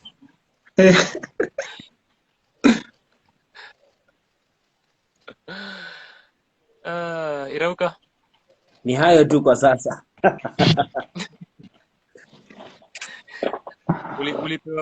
ulipewa apropos but hukupenda the vibes hapa. Inconsistency. Kama unachukulia Wakenya hawajui wanachotaka. Manze clearly. nini? They I wish zingekuwa na intro. Angefanya the intro na outro. Kwanza intro. Anyway. You can at least appreciate alikuwa na follow through. Unajua sasa ni Kenya bwana. Yeah, but never tell anyone you got this wakiwa wanapitia shida la ukiniambia hivyo baya tuna. Yeah, babe, you got Wewe it. ni personal. Hey, you got this man. Yako ni personal. But Pia hiyo kuwa na different tracks za different tempo with different moods and instrumentation speaks to possibly idea ya kujaribu kuona mainstream, but hizi ni our thoughts regarding approach yake. Only Fadhilee can let us know. Tutakuwa na interview na Fadhilee atuambie hivi vitu. Nitakuwa na interview na Fadhilee atuambie because by then atakuwa amewa the three kwa hii film. Kwa hii clip. Oh yeah, without a doubt. Remember me fondly. Yeah. So Don't remember me at all. Edna amesema yes, imagine they can outsource writers and it's really okay. The way the tracks were arranged or compiled was messy. With that being said, asante sana for checking out our review ya The Problemist, third album by Fadhilee Itulya. Kama umeisikiza kwa comment section, tuambie what you think kuhusu the album. Iwapo kuna agreements with us, iwapo you also think Canva, Photoshop, it doesn't matter. You also have a problem with the intro or the outro, or if not, you go back to Shindushi to pacify yourself as Roger. Let us know kwa comment section. Na asante sana for checking this out. Boom. Haya. Tuko na Edna bado hapa, tuko na Rehab, Rachel ametujoin, Kafura came back, Brian, Jeff, Brian Gatemi 254, Zaituni ako nasi, Blanes Wathumbi, Brandy. Brandy, asante sana for being here. Thank you. And then Wambo bado ako hapo. Tulikuwa tumesema this is our anniversary edition. Tuna celebrate 2 years of being on YouTube as Sanaa kwa Sanaa. Kwa hivyo, if you've watched anything of ours, if you've read Mziki ya Wiki on the blog, unaweza uliza anything kuhusu those aspects of Sanaa kwa Sanaa. We respond to your question as we finish this session, as we also do reflection kiasi kuhusu Sanaa kwa Sanaa. So uliza maswali, tumia your button kwa the bottom right side of your screen. Ask us questions. Baby, are you glad John single? naweza kuuliza Roger kaa kusingle unajua Single. na ako na shamba ngapi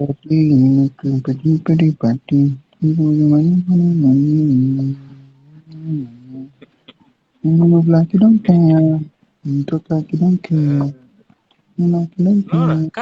catchy melodies what are you saying No, it's because I started that album many times, and that's the song that always met me. So usikatae it's catchy I like the flow kwa African Queen. When she say, I tell her she whatever she says, yes you know, yes she says, she says, she says, she and hizo ni hizo aspects zake za you kuwa humorous na you have fun with the songwriting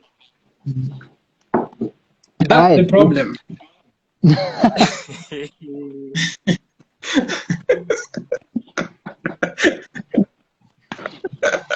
All right, let's do this. Let's get through the questions. I swear, if this was a rap project, I could get through under the review. I go to.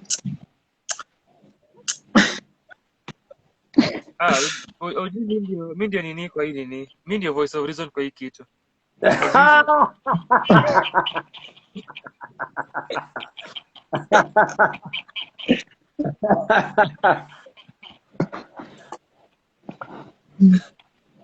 Sawa, voice of reason nimwambia mkishakuwa famous mwanze kuja na marapa mi nitasurvive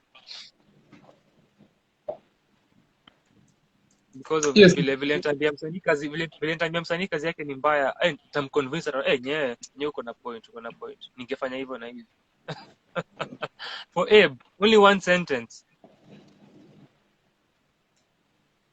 the first question ilikuwa kutoka Edna, I think actually all the questions are from Edna on the rest of you hana maswali. Hana maswali. So Edna nitaenda in a different order than nilizituma. So nitaanza na swali la kwanza, acha niweke kwa screen kwanza hiyo story. There we go. Uliza maswali. Edna muuliza wasanii wameshai kuacha character development.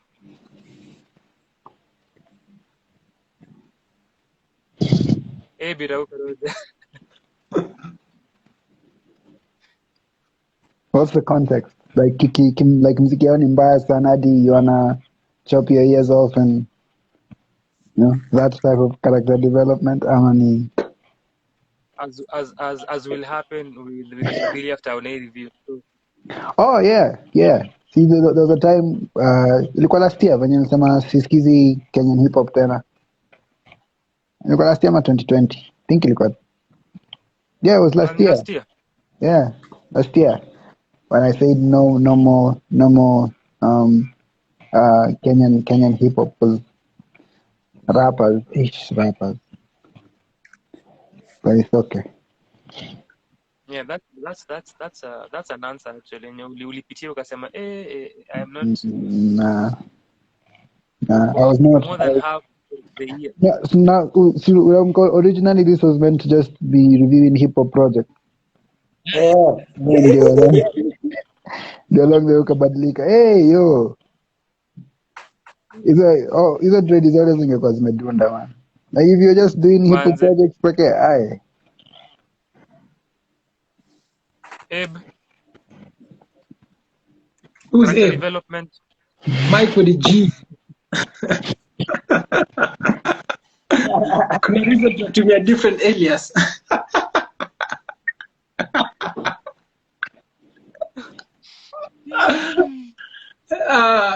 The goal is not to get in any to get confrontational with any musician, rapper. But if it were to happen, I cannot fight to defend myself. I'm a keyboard warrior, so for all the artists out there, when you're talking to me, goods, but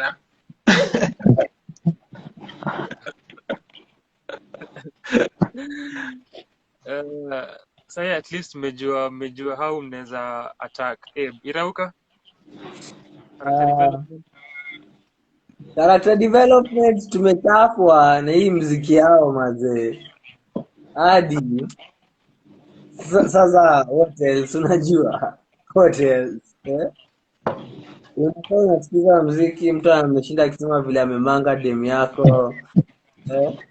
Anasema vile alikuja kwa nyumba yako kachukua do. Unajua? So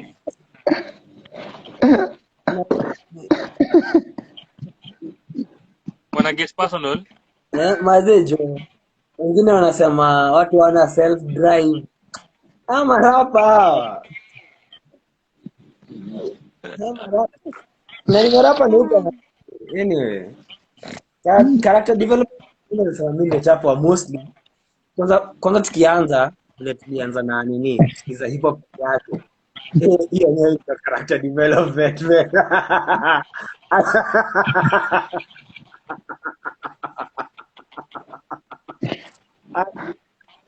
Hadi ndio kasema wenyewe to branch out.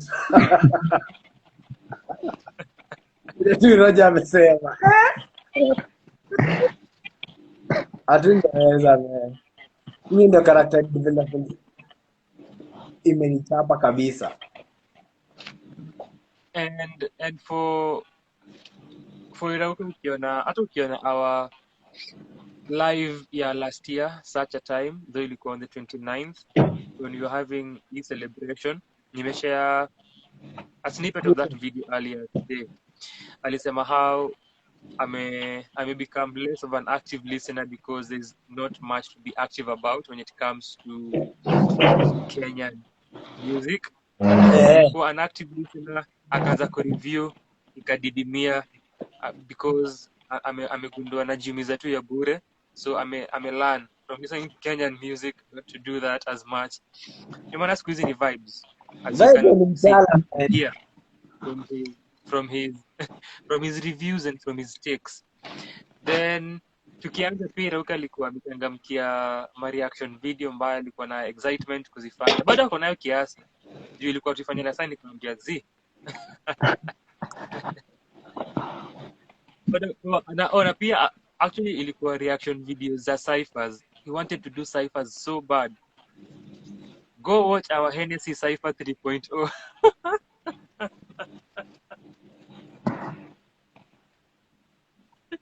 one of my best moments Sanaa kwa sana ni from hiyo video. But I think hiyo idea ya ku expand ilikuja in early 2021 na ilikuwa before nianze kufanya MWE. Then nika have the discussion na Musoti, he was thinking about the same, then tukashare with the group na ilikuwa the best decision we made. Pia no one else is doing what we are doing, only Sanaa is doing this, so it only makes sense. Kwa hipo peke yake tungetaka kazi kitambo sana. Tukombesha funda nikalala. Kitambo. Hiyo ilikuwa from Edna. Nimeona kuna swali lingine imekuja, we'll get to that. The other one was hata niulize hii. Have you been invited na some artists for their listening sessions before they release their projects? Roger? Yeah.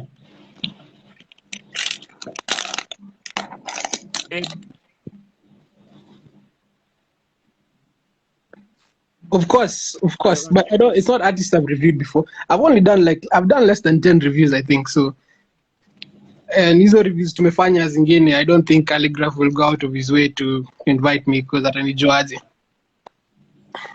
Mbona tu Calligraph? Sawa basi, I don't think Fadhilee will go out of his way.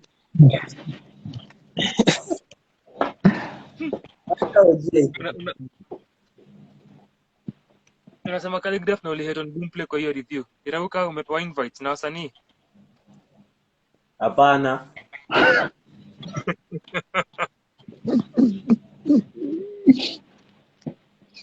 Mimi sijui wasanii.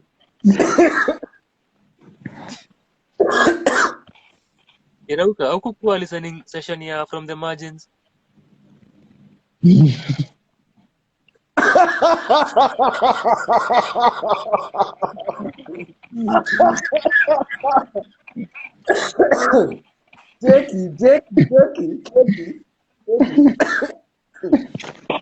Cheki na sikuoni.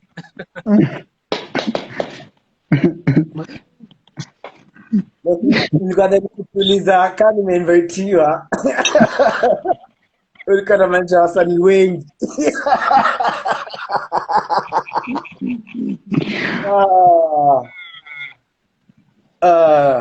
But yes, the best we got, yes. Hata mimi nimeinvitiwa.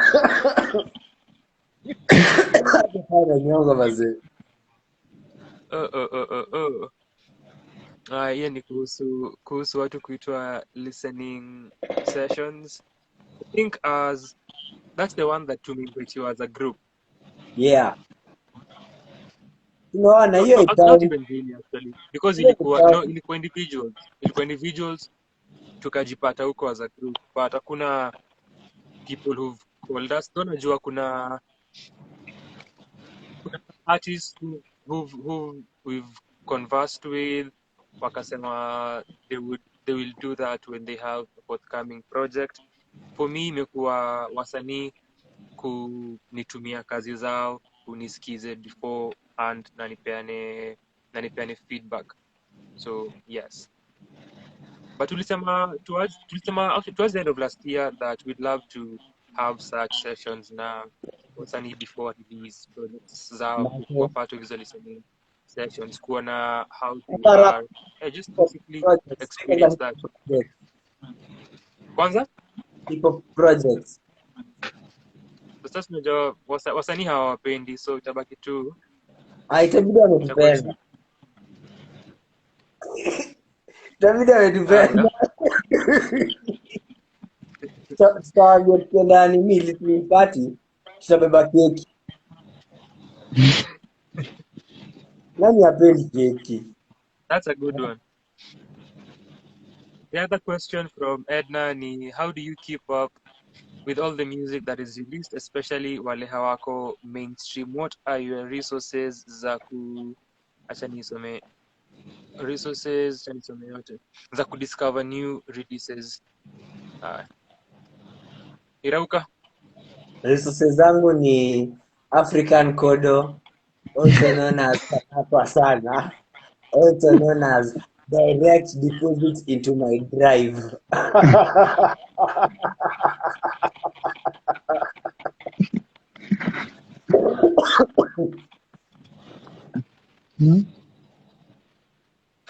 Eb? Similar tu na Sam. Mi ngoja tu kwamba album ya kusikiza.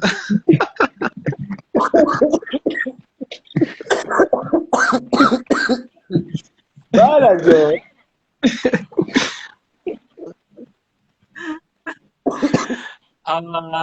Our real estate agent, Roger. Yeah, ikikam kwa Kenyan projects ni wewe. So ndio hiyo spreadsheet yetu.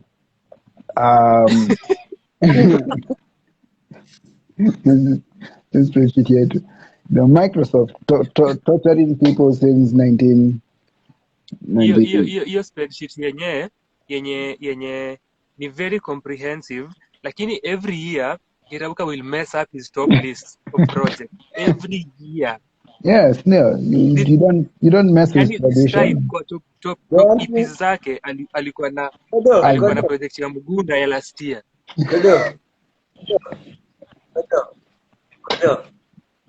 Kodo. Ati? Nothing is consistent. Yes, for sure. Nafuata hiyo. I do. Apart from the spreadsheet, kuna SoundCloud na kuna Bandcamp. But then that's for, ukisikiza project ya msee mwenye unapenda, you start following them personally, right? So, yeah.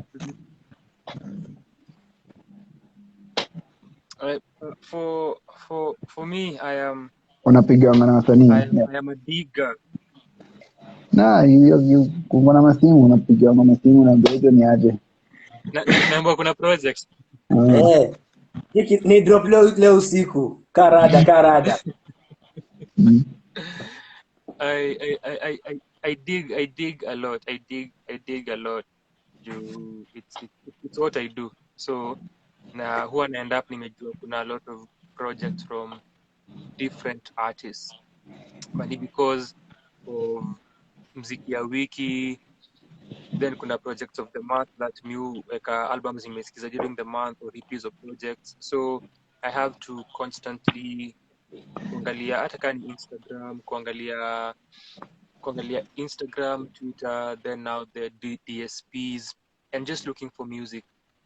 Where unaweza pata music, articles za music, playlists from easy DSPs, kutoka YouTube. So all these sources just to get music as much as possible.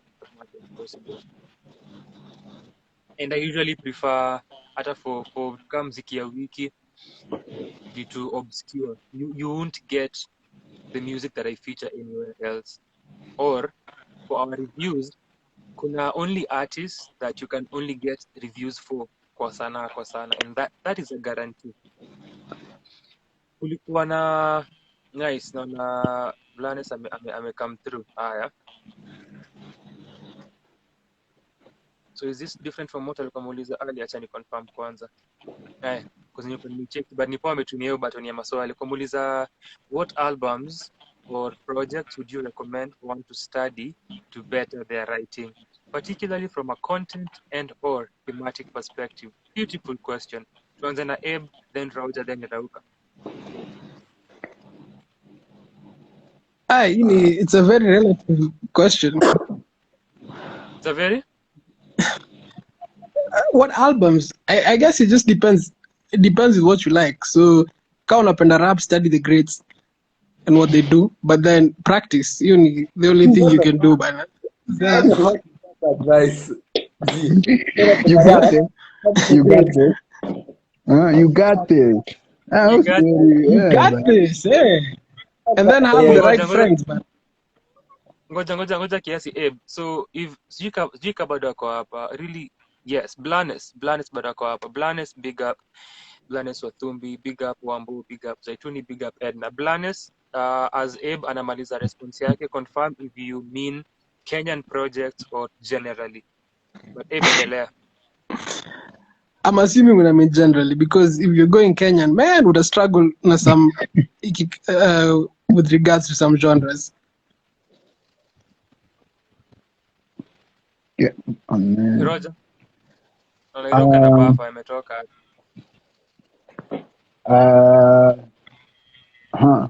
So it depends if it's writing in general, especially kwa how to craft an album from start to end, picking a concept, expounding on your concept,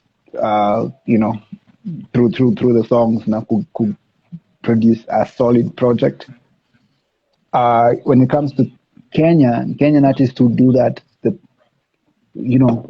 pickings are slim. But I'd say ningesema Knowledge na Mashahiri ya Romy Swahili. Ningesema Michelle Gaitwiku with damn, I'm blanking. Gaitwiku. I forget the name. Sisi Gaitwiku. Kwani nimesema Gaitwiku? Sini Gaitwiku, sina? Hakuna I mbele ni Gaitwiku. Oh, Gaitwiku. Oh, okay. My apologies, Michelle. So yeah, remind me the name of the album, tafadhali. Without the Sky Up Above. Thank you. Sky Up Above. So yeah, Knowledge na Mashahiri by Romy, Sky Up Above by Michelle Gaitwiku. I'd say Elsie Nilotic. I'd say of course Sadfa na Maliza Roho. by Fadhilee and Akili Black. So Kenyan projects I'd focus on. I'd focus on those ones. Ujataza your crush bana. Crush ni nani? Karun. No, but for Karun, I'm like conceptually, album yake wasn't like a conceptual masterpiece. Like at least really stick to the theme of what she was going for, but like conceptually, like how coming up with a theme and then through the songs expanding on your theme sequentially. Hadi ukifika the end, amekupea a wholesome idea. Yenye, it's well thought out and well put across. I wouldn't put Karun there, but as writing, yes. But like album wise, but I guess if you know how to write a good song, I guess it's the first step to writing a good album. So yeah, I'd say Karun as well. Ikikam kwa globally, of course, the watu ni wale. So yeah. Irauka? Inasound kama umesema kila mtu, si ndio? Like Unaweza Wasanii ni rejea. wengi. Wasanii ni wengi. ni Kenyan artist ndio tuna suggest ama Yeah. me mention Juliani Mta Mentality, yani album pia mta kama una nini. Oh yeah. Juliani. Na your story na themes, si ndio? See the questions are on themes, blames. Yeah. From a content and or thematic perspective. Yeah, definitely your Juliani.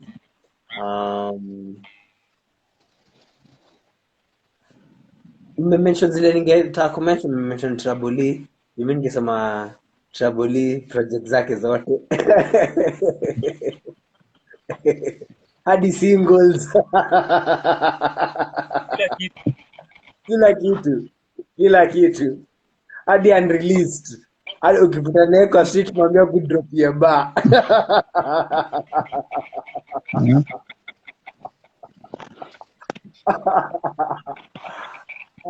Anyway, yeah. I don't think I can add any zile Roger na Eba hajasema. Hadi nimesikia mkisema Sky Up Above. Yeah, Michelle. Yeah, so I don't think Nini? These places. Yes, his places. Yes, thank you. Yeah. His places. By nani? Kado nisaidie. The name Yoto sana. Nyokadi karaoke. Yes.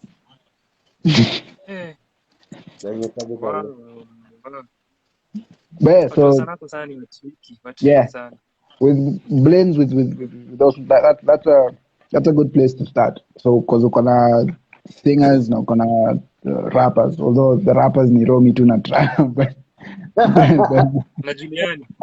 Juliani. Kuna LCP. Oh, no, LC. Yeah.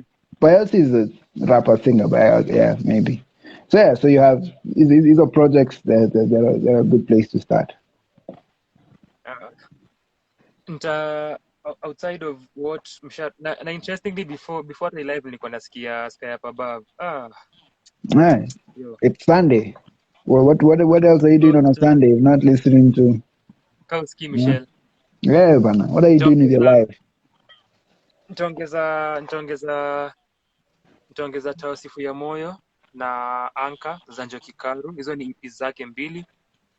Nitaongeza She by MDQ. Roger amesema short sababu Wangoi, which Abe does not like, Irauka likes, so hapo kuna wana beef.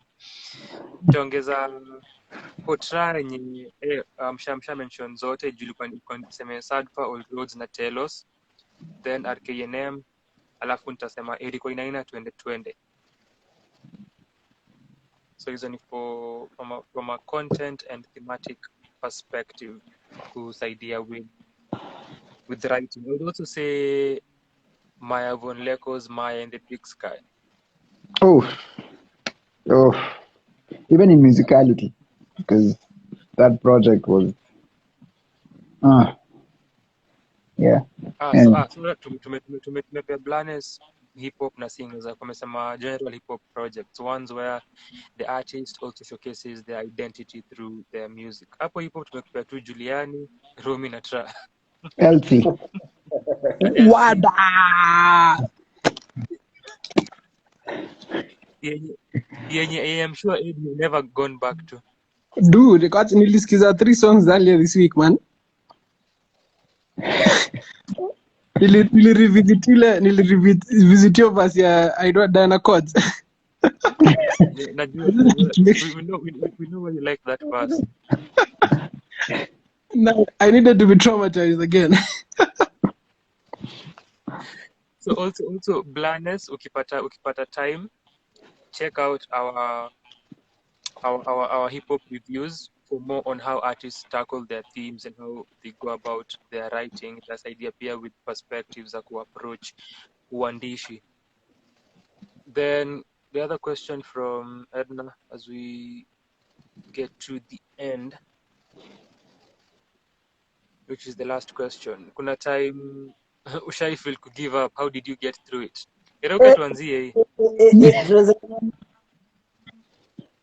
Inanikumbusha kuna time before endelee, kuna time I don't know which review we were doing.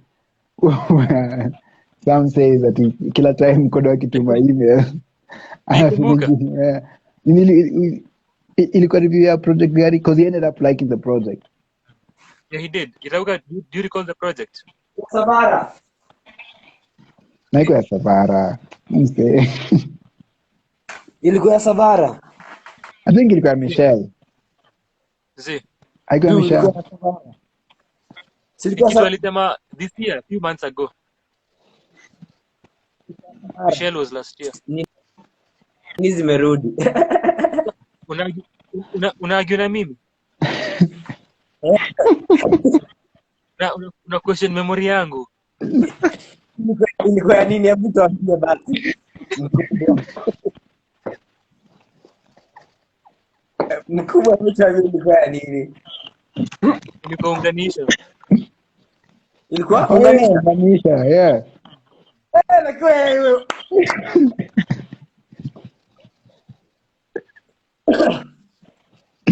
Everyone that project. Everyone.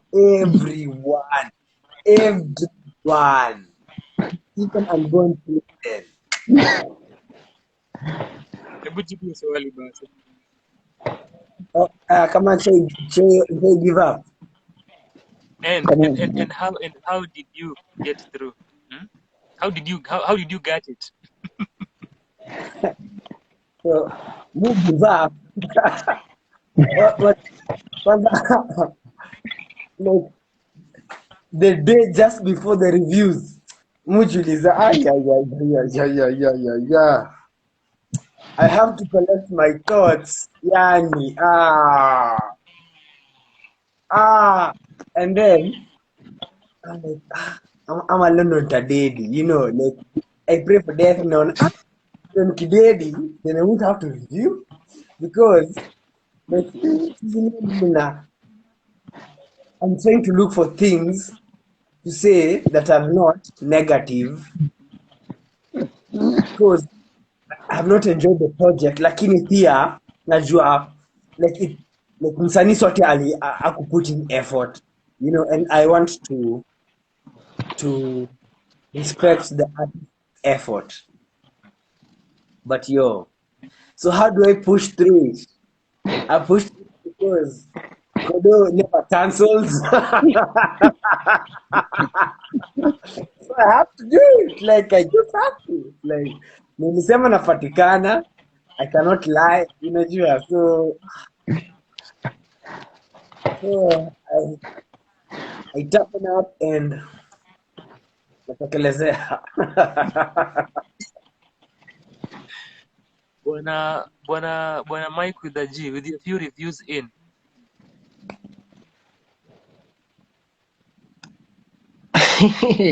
Najaribu kumbuka what project. There's a lot of projects in tu when you don't see me in some reviews, one inakwanga one because sipatikani ama because I just couldn't finish the albums. You give up. Really give up. The worst part about reviewing is, especially reviewing a project that you don't like. A project that I like and I skiza a few times, like 3-4 times maybe because I like it. But isn't your upendi, you have to listen over and over again just to give this guy the benefit of the doubt. Unajua, maybe my third listen itakuwa poa. Maybe my fourth listen. Alafu 5 hours later uko like, ilikuwa waste of time. So hata una jam zaidi, unacheki. As a 5 listens later. Alafu kuna some projects zinakuanga very heavy. Enye uko like, you know what? Okay, see some projects, a few projects. Kuna ile atra ilikuwa too much. Sikuwa na time ya kusikiza alafu kureview, so nikasema tu I won't be part of the review, so nitasikiza tu on my own na nilipenda. So yeah, kuna those days man, kuna those days. Ulisikiza The Problemist mara ngapi? Twice. The first listen ilikuwa tu kwa background. The second listen sikupenda, nilisikia like I think 5-6 times. Nikajam sasa zaidi because ndio watu wasidharau kazi tunafanya hapa. Umesikia 5 or 6 times go review a project. Roger gave up on Sanaa kwa sana. Roger gave up beginning of last year. So Roger really gave up. He didn't get through anything. He just came back because Karun. Yeah. It's ilikuwa the only opportunity ku maybe atacheki review aseme this guy really analyzed the project alafu anipigie nitafute. It didn't happen, but I'm sure she's working on another project, so I'll have another shot. For sure. Yeah. Your third one because kumekuwa na catch a vibe. Passenger 555. So let's check the next one. Maybe to that line. Yeah, the that try is always the charm. But yeah. No, I mean, I don't think we have the only thing that I guess keeps me going is so just is you all know what happens during the reviews, so most of the time kuna time nilikuwa nakujanga review ya chakula ya Irauka. Tunajua. Yeah. But yeah, so that's what keeps me going. But from today, if I struggle through a project, ndakuwa najiambia tu you got this. You got this, man. Ndakuwa psych. Sasa kitakuja kukuja kwa reviews. Sijui kama kuna any other questions, but we are getting done. If you have any other question, tafadhali unaweza uliza as we give up. Muda jamii ndio kwa sana kwa sana. Sasa nitakuuliza kuna wakati unamkanga unajiuliza nani ndio nimefanya mkagundua your favorite artist kwa sana. Nimepatia good projects. Mimi nimeshikilia hii channel, mimi hufanya marketing, mimi edit videos as in niko na intel about where you get some of your music from. Na najua siwezi expose sai, but ukiko sana nda release hizi video zote.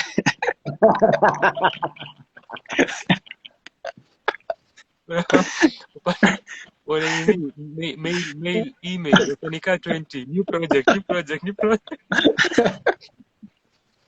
Press release sana kwa sana expose. No siwezi sema ku give up. The thought ni even kwa mziki ya wiki na easy mimi ku review najiambianga point nimefika, if I choose to leave it here nitakuwa sawa nayo because I have done enough. I have done more than enough. I have done so much that at this point nikiamua niachane nayo itakuwa tu nimeandika kuhusu Kenyan music for mziki ya wiki 2 years, but I have covered the Kenyan art scene since 2015. Then nimeanza kufanya YouTube in 2020. we are currently at 450 plus videos. We have reviewed so much, tumeongelea a lot kuhusu Kenyan art na Kenyan music. So nime cover so much that at this point nikiamua niachane nayo, it's hiyo thought ya kuacha inakuanga that na feel nimeifanya sana, naweza iachia hapa naweza iachia hapa, but I do enjoy kuongelea music, and I do enjoy music conversations a lot. So napendanga kusikia watu wakiongelea music, napendanga kuona discourse on music, and I love sitting and engaging with people who also love music and wako na perspectives kuhusu art. So hata kasi kwa context ya kureview, just conversations kuhusu art, I enjoy them. I enjoy them a lot. Naonekana kuna swali hapa, and before that, Queen Rufo, karibu sana. We are concluding our celebration. Lynn came back. Asante Lynn. It seems we went to eat supper. Kutoto itoshangi. The Bambis also came through. Shukran sana. Utafukuza watu live bana, hiyo nini unasema bana? Bado Blanes pia kwa hapa. Yeah. Kuna swali lingine from Edna. Have you ever thought of doing live reactions with songs playing in the background on YouTube or Twitch with your audience? Yes, I have. I have wanted to stream on Twitch for quite some time. The only thing ni setup. And even for we also want to do live videos, live reviews. But setup ndio bado bland. But I want to try streaming on Twitch to grow the audience. And it's a new platform. Those the thing with these platforms, they perform well internationally. Huku hivi but they are good platforms to try na explore. But I've definitely wanted to try streaming on Twitch, na pia tumeongelea ku stream live on YouTube, something that sana hata for such conversations where you just get people to ask questions and you respond to them live. That would be such an amazing thing for a show that we can regularly. But we are setting up. So hivi karibuni sidhani kuna swali kama kuna any questions kuhusu mziki ya wiki, sanaa kwa sanaa, anything, ask as we finish this. Tuanza na Abe, then Irauka, then Roger. Final reflections on 2 years of sanaa kwa sanaa. Abe ni 2 months. On contractual basis. But interestingly, Abe last year alikuwa na join Sunday sessions. Alianza hizo za kwanza alikuwa na come through. So Abe ni OG sector. So Abe Irauka, then Roger. Final reflections on where we are thus far. Mimi kusema kweli sina maoni.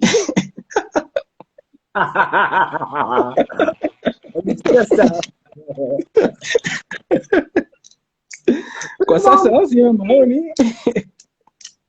Brother aliambishiwa bana. Aliambia kura.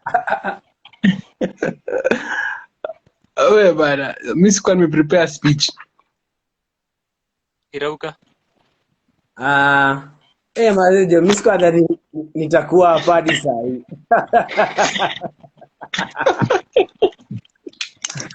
I did not think I would last this long. That's what he said. Either rappers or God, one of them be merciful. Merciful. Maze.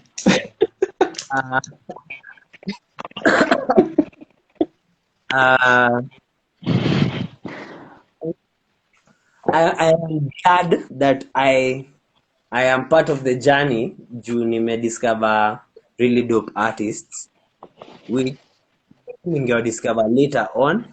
Ama never,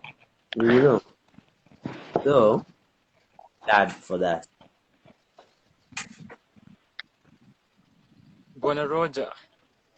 Yes sir. Tuambie how we get to 1K subscribers ni to retire mapema. Uh, OnlyFans? yeah, Mazee. you know, kuna potential especially. Ndakubuy a camera. No, I'm the only one who can do that here, so we know. Yes, yeah. You know. So yeah, so get to it. You got this. You got this. Yeah, get to it. Now, Patia Miss Nana. Yeah, the people a sneak peek. Ati? Patia the yeah, people a sneak peek. it's the Onyesha anniversary, man. You have to keep things fresh. See, second anniversary and all we've done is talk. Imagine. bana. This The time relationship is going.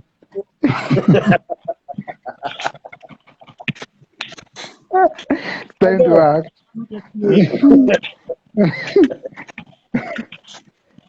Yeah, man. It's midnight. This is your time. This is when you come alive, man. So, changamka, bro. Watu wenye changamka. wamekuja for this session nitatumia videos after this. Yeah. No, me nikae, man. Me, I'm chilling. Me, I'm easy. Me niko tu. Yeah. utatumia video kodo alafu anze kureview hata the angles. Uniambie how I can do it better. I feel like the themes are off. They're all over the place. You would have stuck to one position. Some things will be all over the place. Yeah.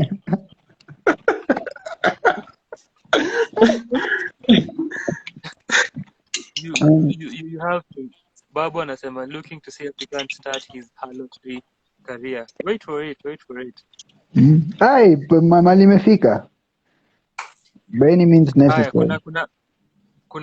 kuna swali la mwisho na hii swali kwanza, hata hii swali ina apply to two people here, not only me. Ndio hiyo swali kwa screen. Mnaiona? Yeah, tunaiona. There's no rest for the weekend. Vampire. Vampire vegetarian.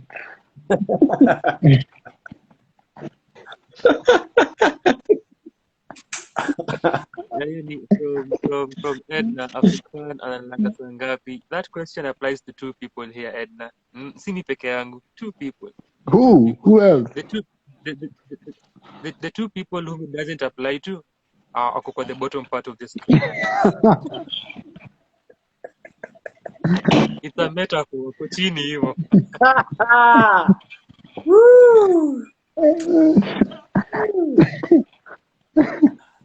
Watu wale wametafutiwa. Kuna msee alikuwa asema we should start to tunatesa irauka kwa hizi videos because it gets to a point he starts yawning. Unajua, unlike you people, during the day, kwanza let me now air myself out, during the day I am busy working, like actual work. Unacheki kazi ya mkono, and then Kazi kwa vijana. and then after all that nakuja atushoot directly pika na 10 hours. By the time food imeiva, it's like 4 in the morning. Tulianza kushoot 1 juu chakula ilikuwa naiva, sasa tunashoot, tunateka break. And then at 6 a.m. unatoka kwenda wera tena. And then inafika na wacha mkireview mimi naenda kazi.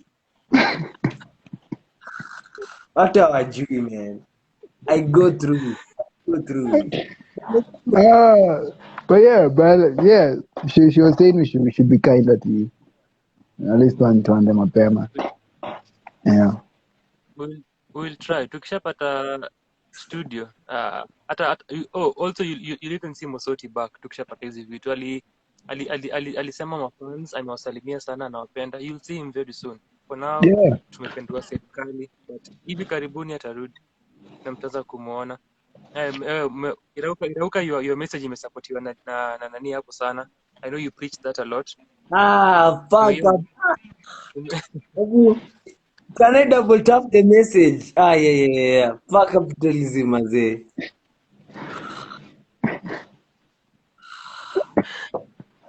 In full support. Mazee, full support. In full support. So ukiona hizo ukiona our reviews and the best way to watch these reviews ini a trick. Watch them in the order zimetoka. You'll enjoy how ziko chronologically. So ukipata time, enda tu kwa our channel, and even if you've watched them, watch them back to back. It's such a treat. upate our references and how upate callbacks. Unakumbuka how the first time tulikuwa nabeba more than one t-shirt ati ndio tuna change.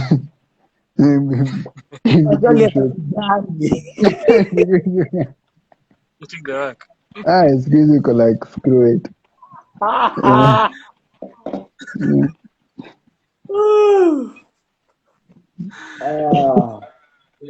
Hiyo ndio kile nani alikuwa anasema alia kuhusu kudevelop your character.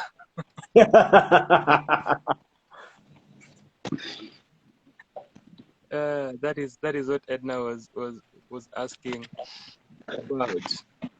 So with that being said, we can call this 2 years of Sanaa. Content creation, content creation.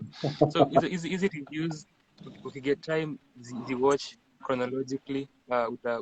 Bambika sana, and then also everyone for his own reviews. Of course, apart from the one and only person who is hosting this review, amelemewa at one point na usingizi. So OG. Weaklings, how many weaklings, bana?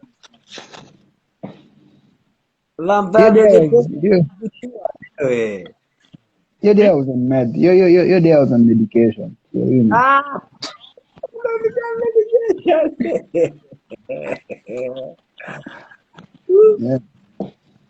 Yeah. I had a bad headache. In your time, you can review my hip hop, my rapper. I'm gonna headache. More than one. Yeah, hizo times niko sure we were reviewing a hip hop project. Anyway, so yeah.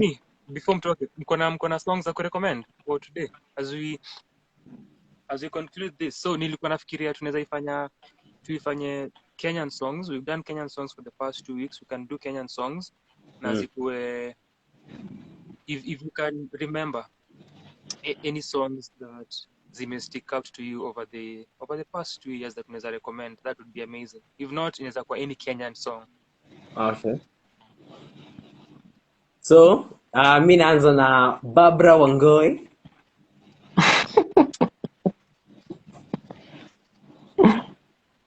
IDK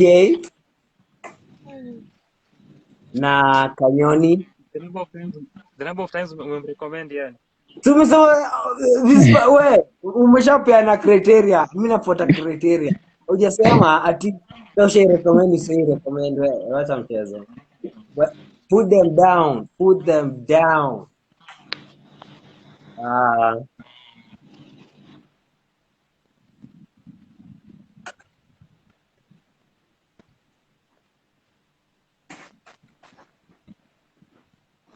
Abe, kama uko nayo Azirauka Things of Others, ama Roger, you can go ahead, Abe.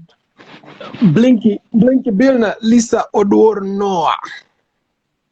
Aje. Inaitwaje? I think so. Zimeni bamba. Nakutamani,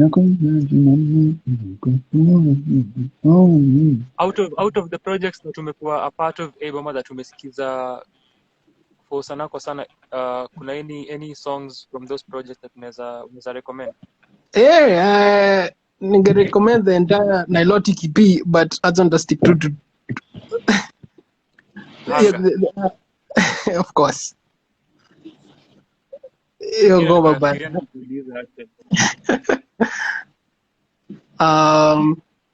Ningekaa iftali hapo pia ya Fadhilee. Hiyo ngoma it's just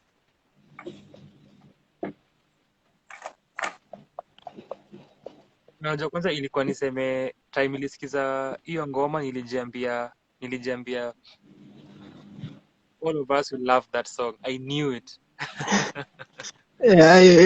ilikuwa very surprising because unajua the entire album imekuwa disappointing, alafu niko like where was this? Roger, let's see. I'd start with Fadhilee. Karun. So bad in expectation. You don't know me. You think you know me? You don't know me. You don't. Oh, you thought you knew me. You don't know me. Nah. Fadhilee, Hats or Hurts. Yes, definitely. Good. I see RT that one. RT. Yeah, so Fadhilee, Hertz or Hertz, however you pronounce it. Ningesema Michelle Gatwiku, Sundays. Even if you're listening to it on a Monday, be different. It's Sunday somewhere, niko sure. Yeah, so Michelle Gatwiku, Sundays. I'd say which one else? Fadhilee. Anaitwaje? I've forgotten the name. What African? Which song ends the final? What's the final song? Kwa Shimbushi? Ni what is it called? Is it? No, see Africa. No, ni Africa. Okay, just go to Fadhilee's Shindushi, the final song. That one. Whatever it is called. The J. Oh yeah, Assalamu alaikum. Oh, I Yeah. that. Right. So Fadhilee, Hats, Michelle Gatwiku, Sundays, Fadhilee's Assalamu alaikum. Let me throw in one more. To throw in a rapper, no. I can't think of any rapper. But hizo tatu zimenitosha. Hizo tatu can carry you through the week. Me. Antonio Soul. No, I'm just joking. Switch it up. No,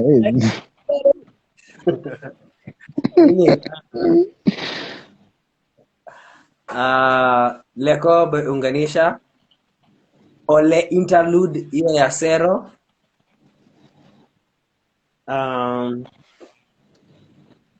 What else? Heartbreak Amnesia. Tetushani. Oh my goodness. Unataka kuandika mangoma, man. I'd say also I'd also say where did we go wrong or where we went wrong. By Exactly. Yeah, it's on the same album.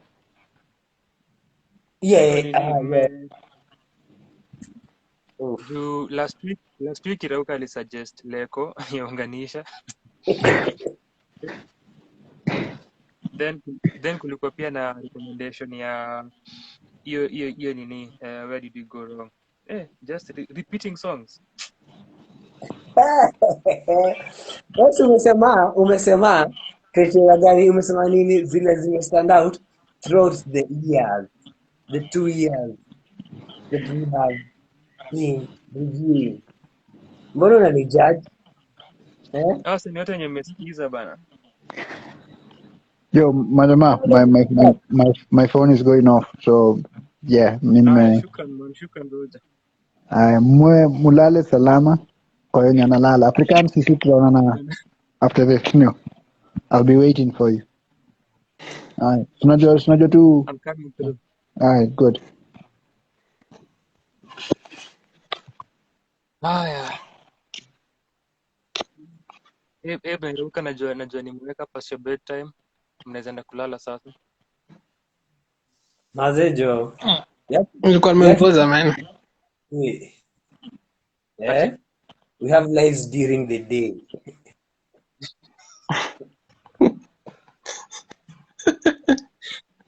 In case people think all you do ni Sanaa kwa sana kama mimi because I see kitu cha kufanya.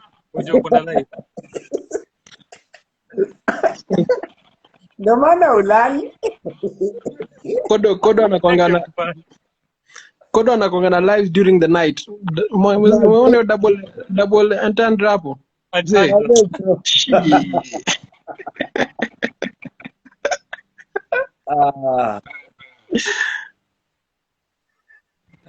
Shukran sana Abe, shukran sana Irauka.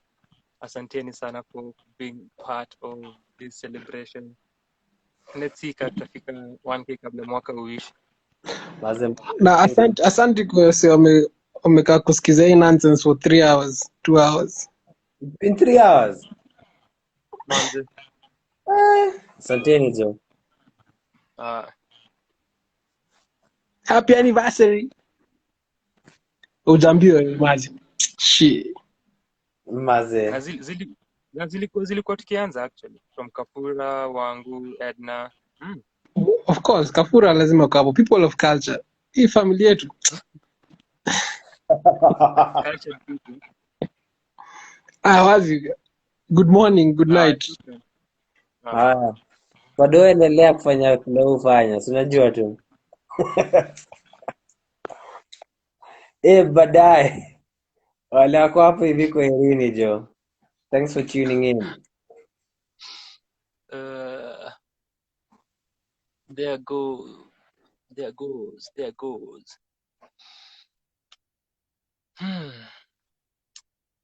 3 hours. My battery got 36%. Wow. Naenjoying hizi moments za commune with my family, with my brothers whom I love so much. Sana. Kwa hizi sessions. Sana. I enjoy the moments we spend together. Oh, that is why I have never given up in Sanaa. Edna, to respond to your question earlier. I cling on to them. Ushaona sina life, so I cling on to them because they give me some semblance of life. So because I am lonely, I need my cousin filled. So they feel that for me. And Sanaa feels that for me. It feels my loneliness and misery. This is why I'm doing this. This is why I do these lives at 3 a.m. Sina life. On the lives at night in the morning. Double entendre as Abe amesema. Lina amesema mnabamba sana. This was nice. Thank you so much sana. Tuna appreciate time yako. Tuna appreciate the engagement. For joining our live for the first time and still being here with us. This is Sanaa kwa sana. Na tumebaki na watu wawili vile ilikuwa na watu watatu. There was an ongoing the digit 2 theme since the beginning of this session. If you're watching this baadaye una get the reference. Interestingly, the video that nilishare jana since learning Monday, which was our first anniversary, ilikuwa a 3-hour long video, 3 hours and 8 minutes. It got 3 hours and almost 8 minutes in for this one too. Serendipity all over the place. Haya. on a playlist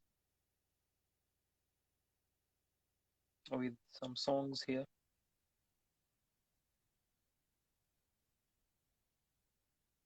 Barbara Wangoi's IDK na Kanyoni, Nganisha's Leko, Sero's Ole, Tetu's Heartbreak Amnesia, Blinky Bill na Lisa Aje, Elsie Omeo's Hunger, Fadhilee Itulya The Problemist featuring Banana's Overdose, Trabuli's Hearts, Michelle Gatwiku's Sundays, Fadhilee Itulya's Assalamu Alaikum, Tetushani's Where Did We Go Wrong. Then I have 4 songs. So Roger took one of my songs because ilikuwa ni mention one of the songs that amesema, na nilikuwa nasikia Michelle Gatwiku earlier before the live. That EP is that EP. So I will replace the song that Roger alisuggest. Ni suggest ngoma ingine.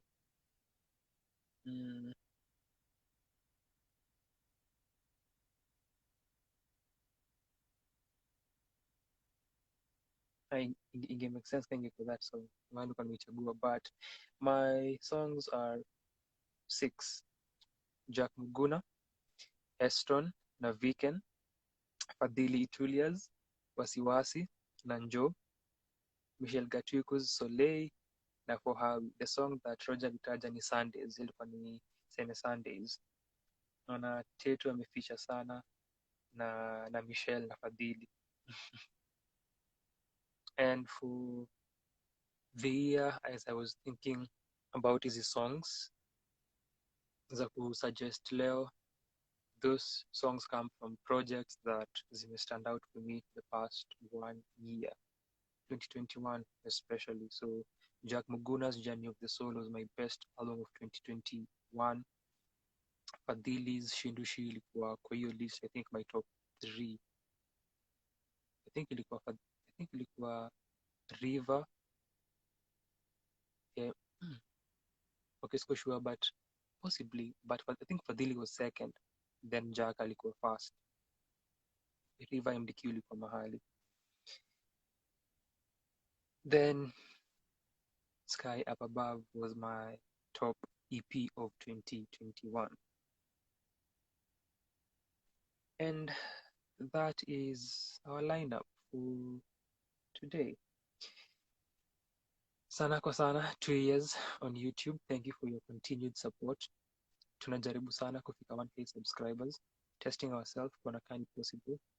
If we can talk about Kenyan music, if people can tune in, if 1,000 people can be interested in listening people speak about Kenyan music na Kenyan art, because this is Sunday sessions talk about Kenyan art from different angles. So kuona kama ni possible, na pia watu kama sisi tuanze kupata life na nianze kulipa hawa vijana wenye wako kazi.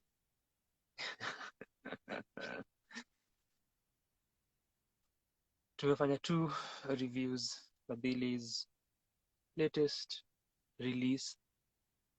Edna alikuwa muuliza kuihusu na tukaamua kuifanya live. Ilikuwa tu record as we usually do, but Itakuwa suggest for this session tufanye kitu special. Then that was one of the projects we suggest to review. So ili align vizuri sana na Kazi kwa Vijana ya Mr. Lu na King Kerby, na Mziki ya Wiki imeturn 2 as well. Since the last week of August, the first article ya Mziki ya Wiki nilipublish on September 6th, 2020. As of yesterday, ilikuwa 50 at 54, 104 weeks of doing that since your time in 2020. 104 weeks of writing about Kenyan music at sanakosana.wordpress.com. Beautifully ime-align na 2 years of Sanaa kwa Sanaa on the 28th, which ilikuwa jana, 29th, jana 28th August. The day nilishare my first video on YouTube, which was me reacting to battles that zilikuwa zimego down courtesy of hip hop garage. Kulikuwa na Ghost Flow na Verdict, Rhyme Freak versus Raps by Q na Nemesis versus Kalimani. So I was reacting to those battles. Ilikuwa my first videos kujirecord na kuedit mwenyewe na kuziupload. Quality terrible quality, everything, lighting, sound very poor. But place nimefika with 450 videos, hii point haingekuwa bila your start, which is something that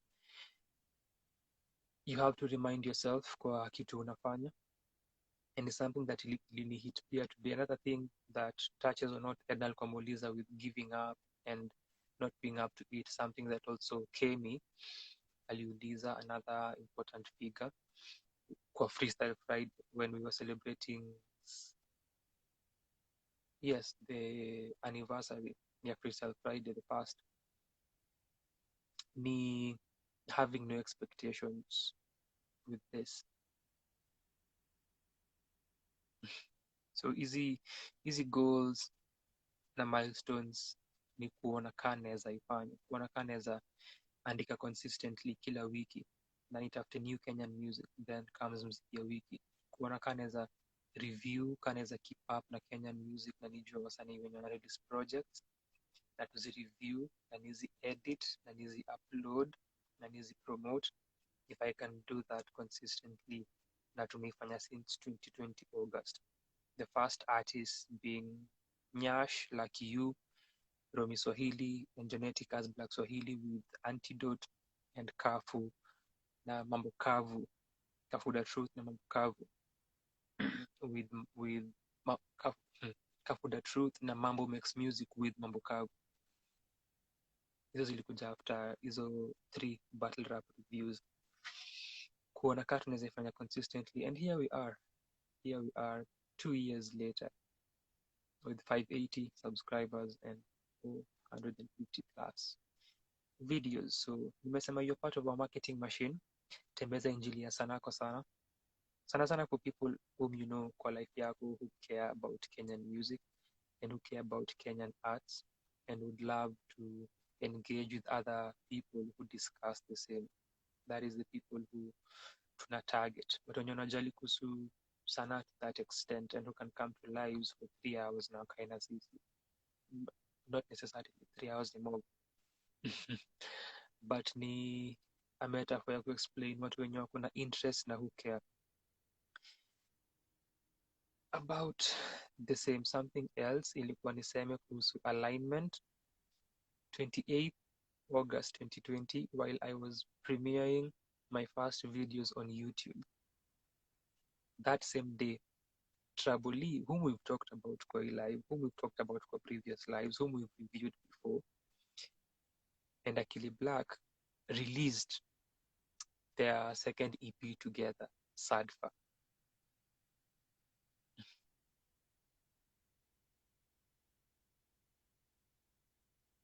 Sijui how I didn't think about that last year, or even time really happened. Siku fixate on date of release. Nilisikia, no sikusikia the day of, nilisikia a few days after I talk it.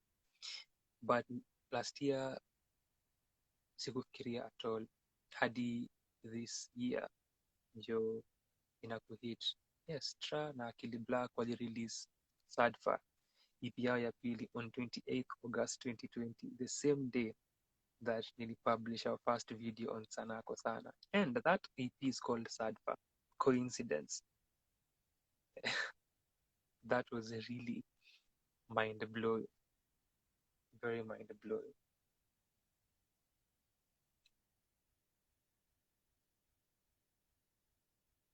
Serendipity is all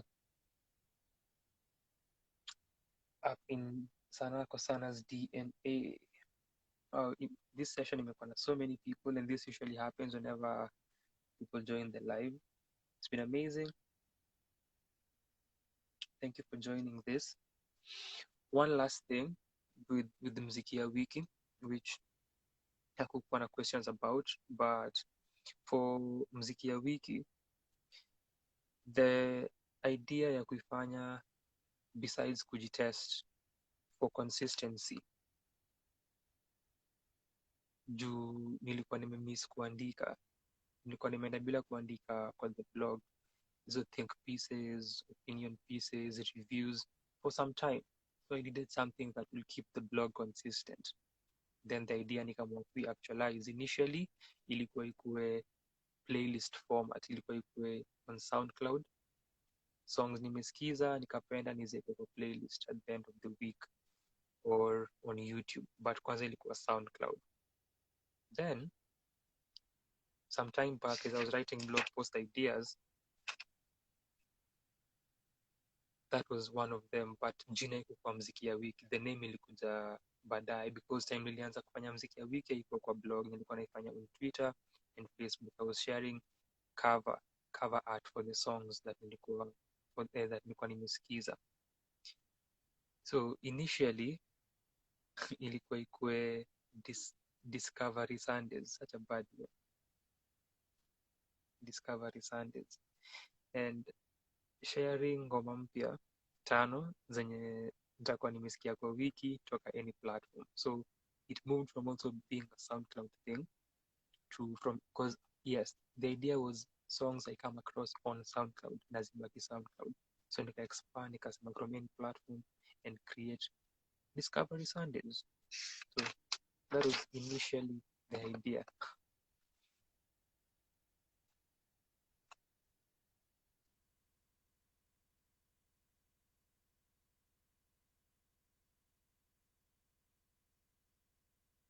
I think you go the other way, too bad, but here it is, Discovery Sundays. Then below it ni idea ya kuinterview wasanii, a quick fire idea which nime rework kwa mind yangu over the time as I'm noticing.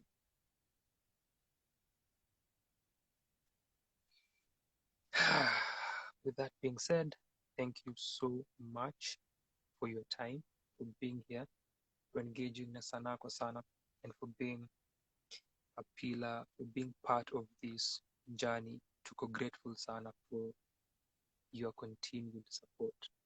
Beyond grateful, as a matter of fact.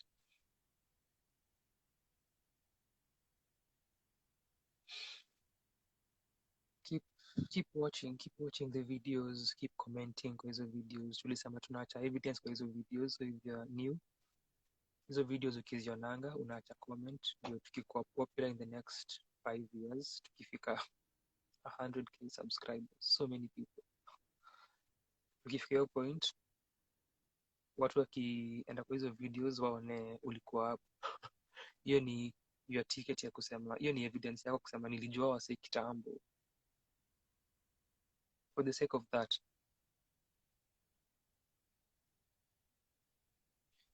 bragging rights,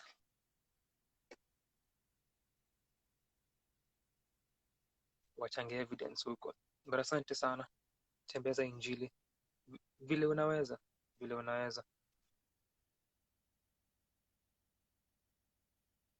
So nimeona hapa Hazel alikuwa recommend some songs which based on the idea ya hii playlist, this is our 32nd playlist. 32nd playlist. This is another thing. Hizi Sunday sessions zime happen since last year, July 11. We just had anniversary ya hiyo a few weeks back, which ili align na our first ever Sanaa kwa Sana hangout. Serendipity iko kwa our DNA. Beautiful. Hizi zime happen since then consistently. To go playlist ya 32. Kimchezo Mziki ya Wiki 2.0 on YouTube. Different list of songs.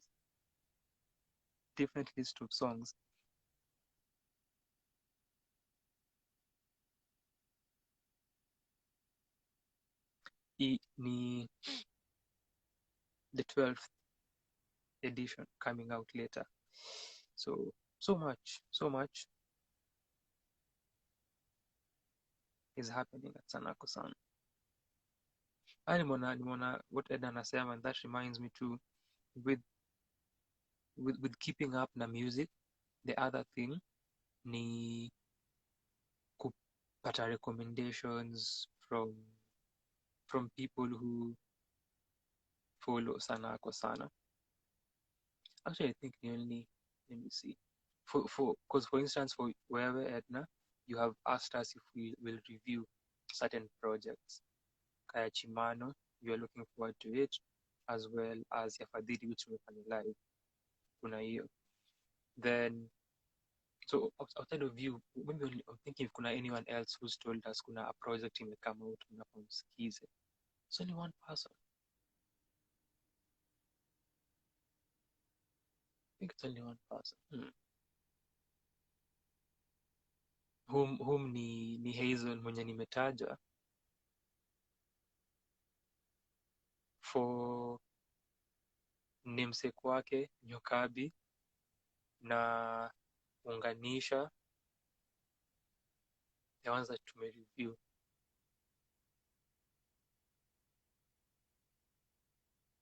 Ali recommend, akatuambia kuna those projects zimetoka, and she's sent me other projects that have also come out. I don't think those are the ones that we have reviewed. And nilisema hata kwa review ya Peace Places yenye Karaoke how interesting it was, because nikifanya MWE nilikuwa nikitafuta music ya kureview for the month of Feb, kila day ya February. Ndio maana nilikuwa nasema if I choose to stop this, I feel nimeifanya. I feel as if I've done it all tayari at this point. Nikitafuta mziki ya kureview for MWE, I came across Nyokabi Karaoke. So this is in January as I'm creating my list. Then alikuwa na singles kwa Bandcamp yake na Apple Music. And then as Feb will progress, because ilitoka towards the end of Feb, your EP yake, maybe Feb 25th, I think, if my memory is as accurate as I usually assert here, I think that's when ilitoka. When that happened, Hazel alinitumia, aliniambia kuna hii project. So ilikuwa interesting how that happened, that nilikuwa namsaka for MWE, then that came through. Then for unganisha, that is how nilijua kuhusu kucheza the project. And so getting that from people who are supporters of Sanaa kwa Sana, and this is Hazel specifically, your interest, it's always humbling na ni inspiring sana. And getting people who comment on the videos, the Ednas, the Morios, the K9s, the Music Junkies, the Vin Karumes, so many people wenye wameona hizi videos na wakaacha comments, watu wengi sana, Deroi Kobwa, so and so many wenye I am not mentioning, but kupata K9 that support from them ni inspiring sana, na kuona watu wako interested in kuongelea Kenyan music hata outside of people commenting publicly, having conversations with people outside of the reviews ni kitu beautiful. So we are grateful, niko grateful sana for all the support. We just need to now make money, because the bag is all that matters. Edna nauliza, what are some ways you'd suggest for someone to improve skills za writing music reviews based on your experience from MWE's music blogs etc? Kwanza, I really wish I could be writing more reviews than I do. Vile Sanaa kwa Sana came in, and that took most, if not all, of the time. If haingekuwa the case, that effort ingekuwa bado iko channeled towards the blog, because nimeandika kuhusu Kenyan art since 2015. It's almost 10 years. Wow. Almost 10 years. Nilikuwa naandika song reviews, naandika event reviews, album reviews, and nearly build a huge catalog from that on Facebook before Sanaa existed. Then the first article on the blog was an event review. Ilikuwa event review ya album launch ya King Kaka launch Islando Royalty on 30th November 2018 at Uhuru Gardens. Then the following day, 1st December 2018, Wakadinali released their mixtape ndani ya Cockpit. So hiyo review ya launch ya King Kaka, Babo alicomment. Babo speaker bado ako hapa. I don't even know who's here. Yes, Babo Irauka na Edna. Babo alicomment on that review. Then Steve Steve best yangu kutoka chuo kikuu, nilisoma dear viewer, if you ever doubt this, alicomment pia kwa hiyo review, but it did well on Twitter, I think, na Facebook. I think Twitter, because King Kaka aliona ajuka alirespond ama aliquote akaitweet, but alionanga akaisoma. Sahii singekuwa hapa bana. Sahii ningekuwa Kaka Empire, ningekuwa niko kwa team ya King Kaka na Femi and the rest, nikiwaambia how unaweza unda mziki. Singekuwa hapa bana. So yes, that was the first article on the blog. King Kaka alionanga, alibambika, bado niko hapa at 11:53 nikiongelea history as a memory. I was supposed to be part of the team. You're rabbit bana, Nadu Irauka's voice. Sasa ningekuwa I think I still have his number. Nianze kuwaka Stan. Maybe I left you a message, you didn't call me. So I wish ningeandika point ilikuwa nasema story ya kuandika reviews, andikangi reviews as much or think pieces as much as I would love to because of the YouTube channel. It's a lot of work to listen to music. Umesikia kutoka Abe 5-6 listens. Spins to organize your thoughts and what you want to say, to record the reviews takes hours. Kutoka hapo kuzi edit, then kuzi upload, so it's because, and then when that is happening unafikiria the next batch of reviews. So imekuwa tricky kuandika as much as I would love, but no one anasema ni poa that ninaweza kufanya mziki ya wiki ili keep the blog active, otherwise ingekuwa na take such a long time. But kuna recent reviews, the other idea but nilikuwa najistretch sana. 2020 idea ilikuwa nikuwe na audiovisual review on the channel na nikuwe na a written review on the blog. So the first 3 reviews that nimetaja, the first 3 projects zilipata hiyo privilege. Nyash, Black Swahili, Kafu na Mambo Mix Music. So while the review ina premiere on YouTube, kuna a blog imetoka a few moments ago. So kuna audiovisual, kwa blog pia kuna review, because I love reading album reviews, song reviews, and I love writing them. But nilikuwa najistretch thin. Ni crazy. And also ni because it's sad kwa sababu, but I still want to do it.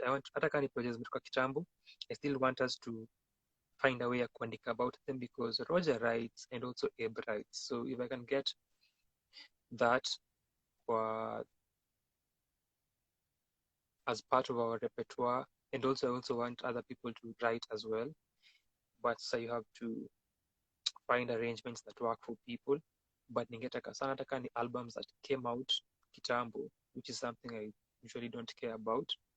It's a blessing people are not doing these things in our context, but it's also a curse. Ni blessing kwa sababu hakuna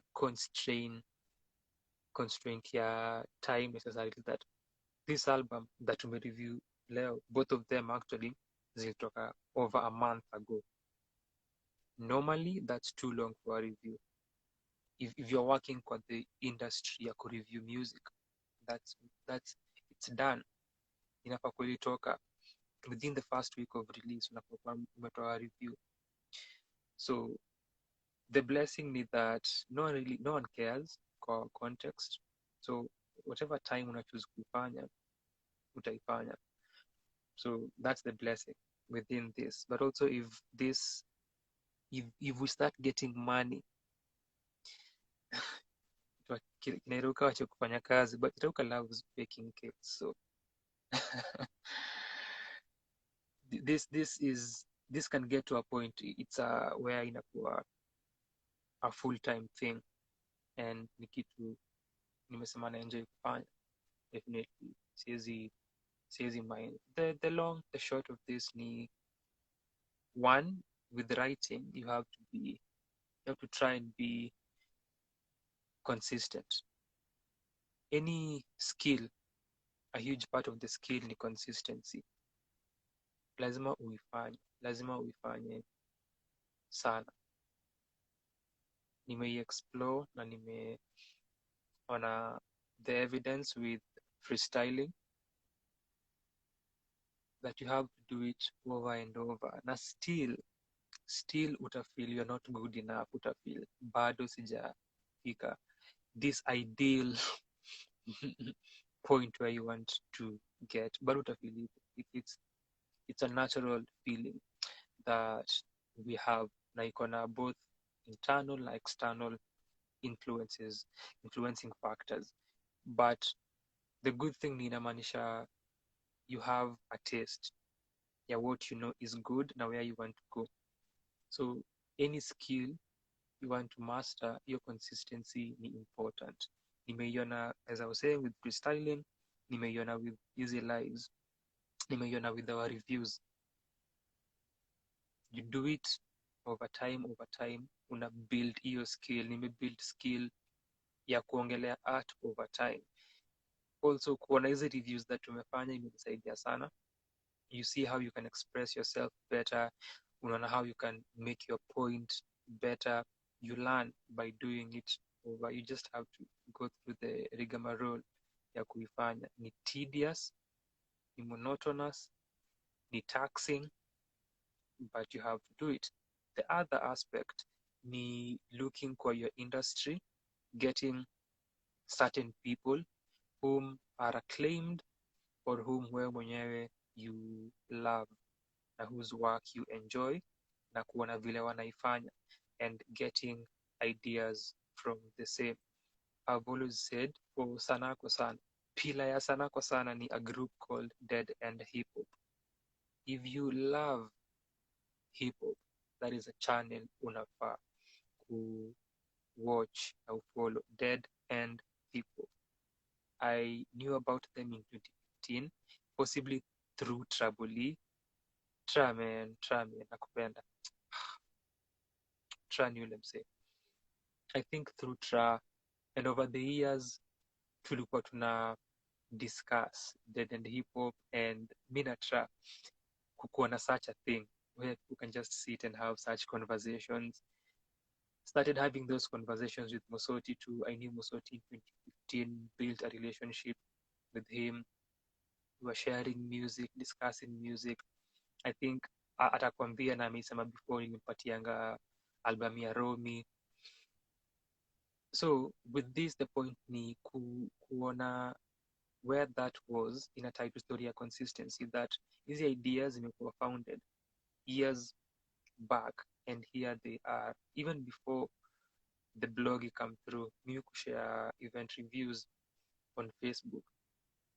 Most of them, the writing is but ni my nascent years of writing, ni mimi kuanza review events na sina reference point, nilikuwa naandika tu, but kuona hizo seeds zilikuwa tuliziplant then, hizi convos kama nina Tra na Musoti na pia Romy, we were discussing this a lot na mtukaa Dofan, and then over the years imefika hiyo point. Importantly ni kuenda to the dead and hip hop wenye wali inspire this idea ya kukuwa na a point in time where we have our own version of that, a channel, a platform where kuna wasee wana discuss music and conversations kuhusu art freely, candidly, objectively. Then after that, discovering other channels too who do the same, largely dead end, big part of it na Fantano, Elias, the Needle Drop wamechangia sana. Now for writing ni reading reviews. The reviews that I've read the most ni for a platform called DJ Booth. I've been reading their reviews for years. Then some other reviews ni vitu ka The Guardian, kuna Pitchfork, and the usual, the Rolling Stone. People confuse them with, I think, the Rolling Stone, because kuna the Rolling Stone na kuna Rolling Stones as a band. The Rolling Stone magazine, I think. But so reading a lot of reviews helps with how you express yourself. Nika with art, something that nilisema kwa hiyo video niliongelea earlier, that even surprised with the numbers that imepata on Twitter. 1.6k views, 20 retweets. That's so much for us. Hiyo ni kitu astronomical sana for Sanaa. But kile nisema ni wasanii wa hip hop wasikize other hip hop artists all over the world, sana the creme de la creme. Similarly, with any other thing you're doing, with any skill, know the people in that field wenye wako at the top and watch their work, get familiar with their work.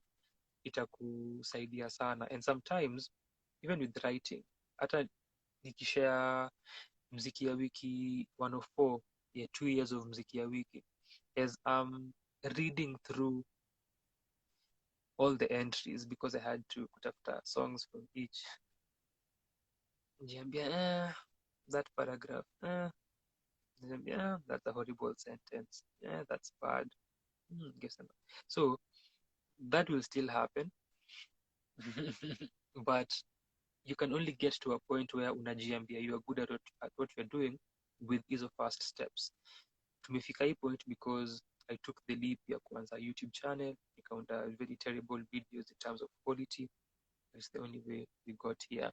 But kuangalia watu for the field na kile wanafanya na kupatia ideas of also improving whatever it is you're doing and building your skill set and building how you are doing whatever it is you are doing. So hizo ni ways that zimenisaidia sana kuimprove my writing and also trying different writing styles and writing experiments. Sana with Mziki ya Wiki imeni allow the same. I'm running a blog where muandika kavile naongea. I enjoy that a lot. Nimejiallow hiyo freedom. It also comes with trying to defy what is possible with blogging, but also with discourses kuhusu art na music. Most discourse inakuanga na Kiingereza. So ni kujaribu ku defy such things zile zina shape dunia. Unaweza kuwa na discourse na Kiswahili, is that a thing? Unaweza kuwa na discourse in using colloquial language. Unaweza kuwa na discourse in sharing na upublish kitu that ni lengthy. This is, yes, we're engaging here kwa discourse, but see in the traditional manner. Hatutumii traditional power structures, in this sense English, in this sense engaging kwa arguments. There's a way you build an argument, but sort of dismantling or defying that from perspective ya language na vile unai-express. So kujaribu explore styles of writing, I've done that. Sometimes najiambia, can you say something about a song kwa one sentence? Say everything you want to say for one sentence. So kuna Mziki ya Wiki. If you follow Mziki ya Wiki, you'll notice hizi vitu. Nipe sentence moja, tell me every possible thing you can about this song. Sometimes najiambia, use 2 sentences. Sometimes najiambia, break this into 4. Sometimes najiambia, it depends on the number of artists I feature. If I feature 4 artists, use 4 sentences to write about this song. Hata kama the song doesn't have much to write about, sometimes that happens, but you make it 4. Find a way. When you're finding different ways of expressing yourself and channeling into various aspects of your creativity as a writer, ni vitu zimenisaidia sana with writing reviews and building that skill set. Hizo ni some of the things that naweza sema can possibly help. People say you cannot write without reading, so I insist on the reading point too. What happens ni naweza taka kuandika about a song na sina njia ya kuiapproach. I just go, nitaenda kwa Pitchfork, nitafute list yao ya wiki, or nitaenda kwa list ya album reviews, a random list of 10 albums of 1990s, whatever, and I just read kupata ideas na kuchangamsha akili. So reading inasaidianga with that.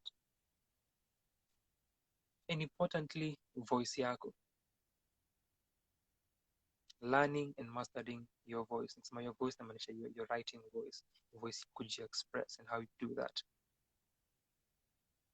Being true to that, which is how I do my expression with Sanaa kwa Sanaa, these are reviews on YouTube, with Mziki ya Wiki 2.0, with Mziki ya Wiki, ni being true to your voice and not stifling your voice. Hiyo pia ni important sana, kuji-express kiwewe bila kiwewe. Edna, if you're still here, I do not know. I hope that helps you. Mudhoni ni mimi alikuwa amepitia hapa. This is one of those episodes ile usingizi imebuka alafu anakuja hapa.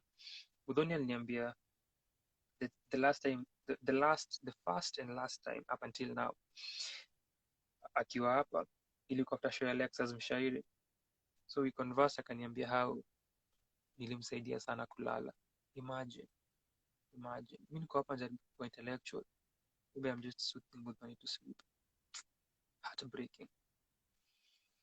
Yes, Babu alikuwa na kusema what King Kaka alikuwa amesema earlier. He quoted by saying these are the kind of reviews we need. Of course, I'm translating. Yes, that was exactly it. Akisema kungekuwa na wasanii kama watu 20 kwa industry tumekuwa mbali sana. Hii kanaweza ipata.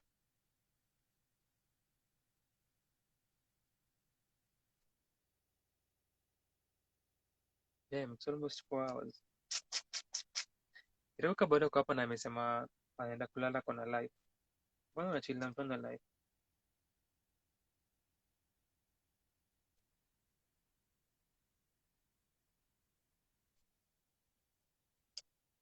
Mbona unachill na mtu hana live?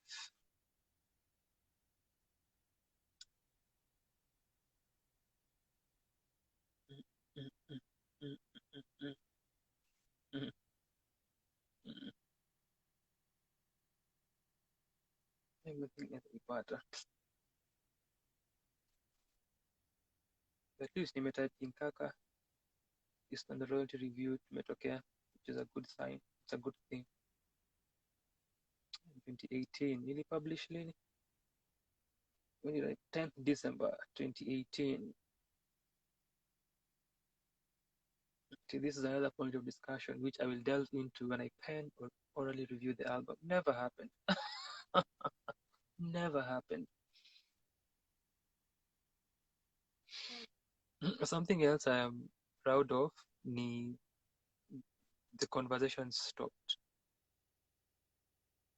what I mean ni conversations za situfanye review, they stopped. Na saa hii we are running a channel because last 2020 I wanted to review Midnight Train live with someone whom ametubless leo na presence yake, na ametubless before kwa a live review as well. But outside of that, 2018-19 ilikuwa ni review Made in the Streets ya At the Band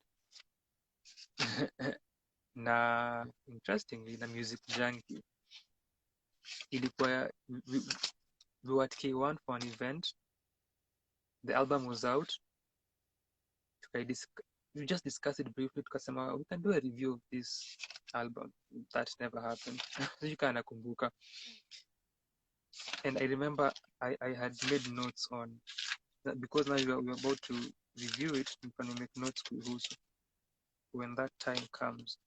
But haiku happen. Also, I think we didn't have even means of doing Mziki your time, where you have to get people to record you. Something else that I love, we control what we do, take matters into our own hands.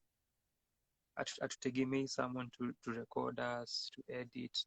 The fact that I can record a video, edit by myself, I love that I took that leap too in 2020. Mwaka wa apocalypse. So I December. Made in the Streets review. Again, iko the other way around, but the Made in the Streets review. What's been made in the streets? Nilianza kukuheta kitambo before tufungue channel. The seeds are here. What's been made in the streets? And then the points ndo easy regarding the songs. Kimaudhui ni repetitive. Kenyan artists bana mbadiliki.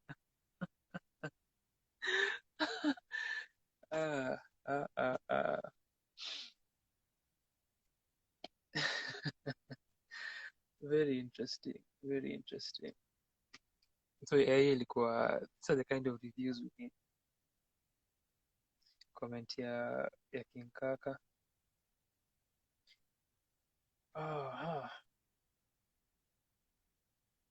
Na ali propose on that show actually. On a picha hapa nimekumbuka. Propose on that day.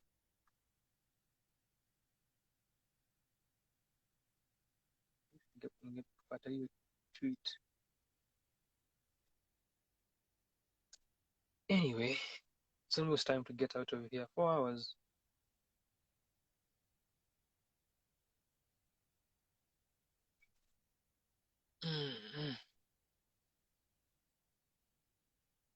Really, let's see. Ndio kwa naweza ipata.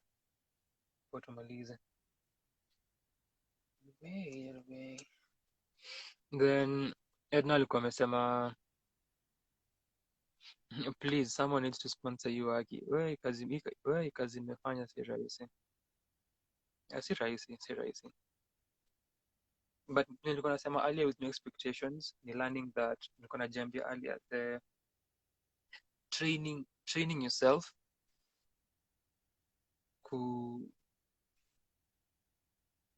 kukatu in the process, and my phone is going off.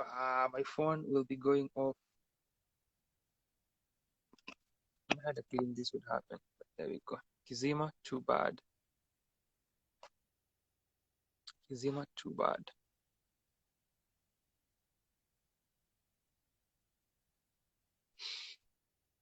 Ni allowing yourself kukat for your process na kujua ni process, but haimaanishi lazima ijipe. Not necessarily. Inaweza kuwa tu ni hivyo na nothing happens. Training the mind that this can be it, which is fine. But the thing ni nilikuwa najiambia the process is the result, something nilikuwa najiambia okay, that's neza uza hiyo quote kwa kitabu, quotes by African. The process is the result, instead of fixating on a particular result. Iruka nasema nangoja anniversary goodies. Iruka si nipeleke date bana, unilete keki ama unipikie. Ujanipikie na while. Ujanipikie na while. Nipikie bana. Tuitie food for the anniversary. Ama utupeleke date for the anniversary. Edna amesema yes, that helps a lot. Thank you. You're welcome. You're welcome.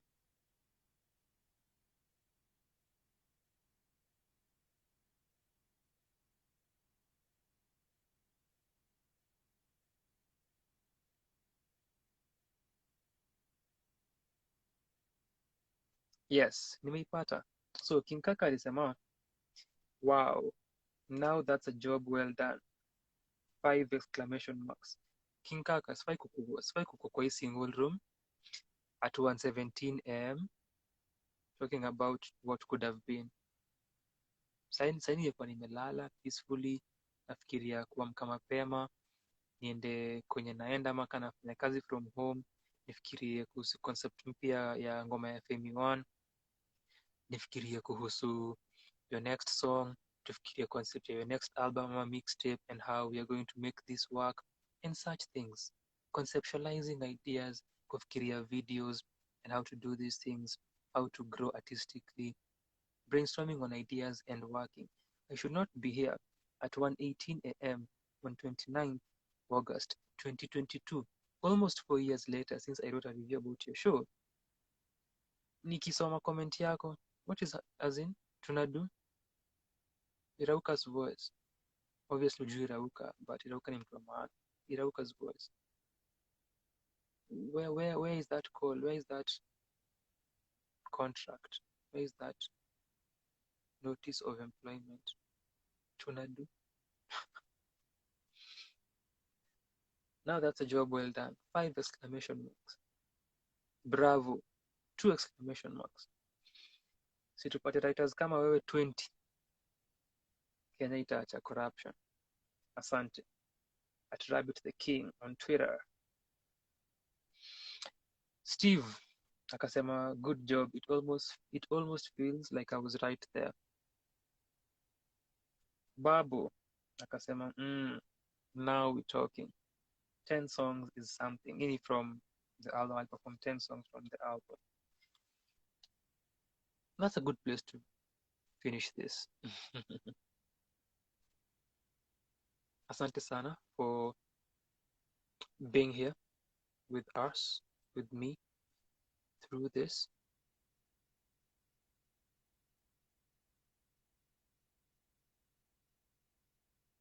And I am grateful sana for everyone mwenye amejoin live. So many people. Asante for making this possible. I think the only live tulifika 4 hours ni tukiongelea Kendrick Lamar. And I think kuna time tulikuwa nafanya MWE yangu, but kama ilikuwa ya Babu. Video iliisha, simu ilidai. TNG kwenda kufa in some instances easy area. So this is the other one that has been 4 hours. Asante sana for being here. Kwa mara ingine nakupenda sana.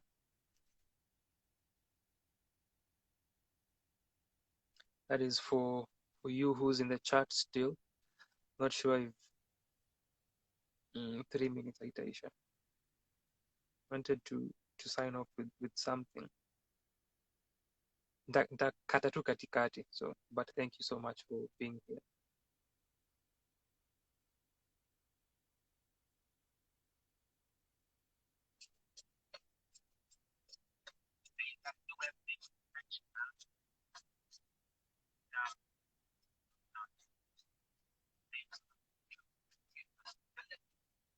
Also, last thing, Nitakata ngoma katikati because live itakatikati for the 4-hour mark.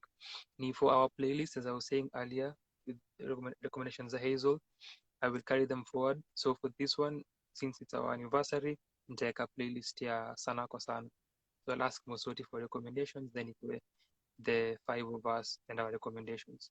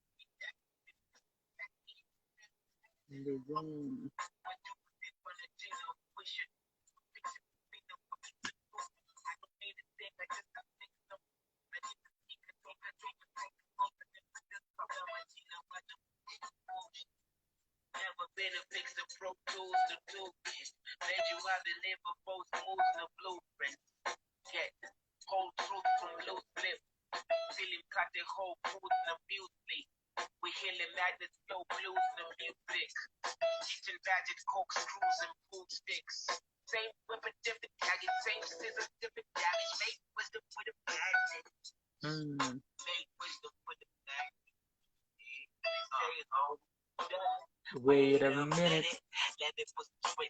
So live imeisha. Kwa heri. Happy sad anniversary for Sanaa. Happy sad anniversary. Happy Sanaa.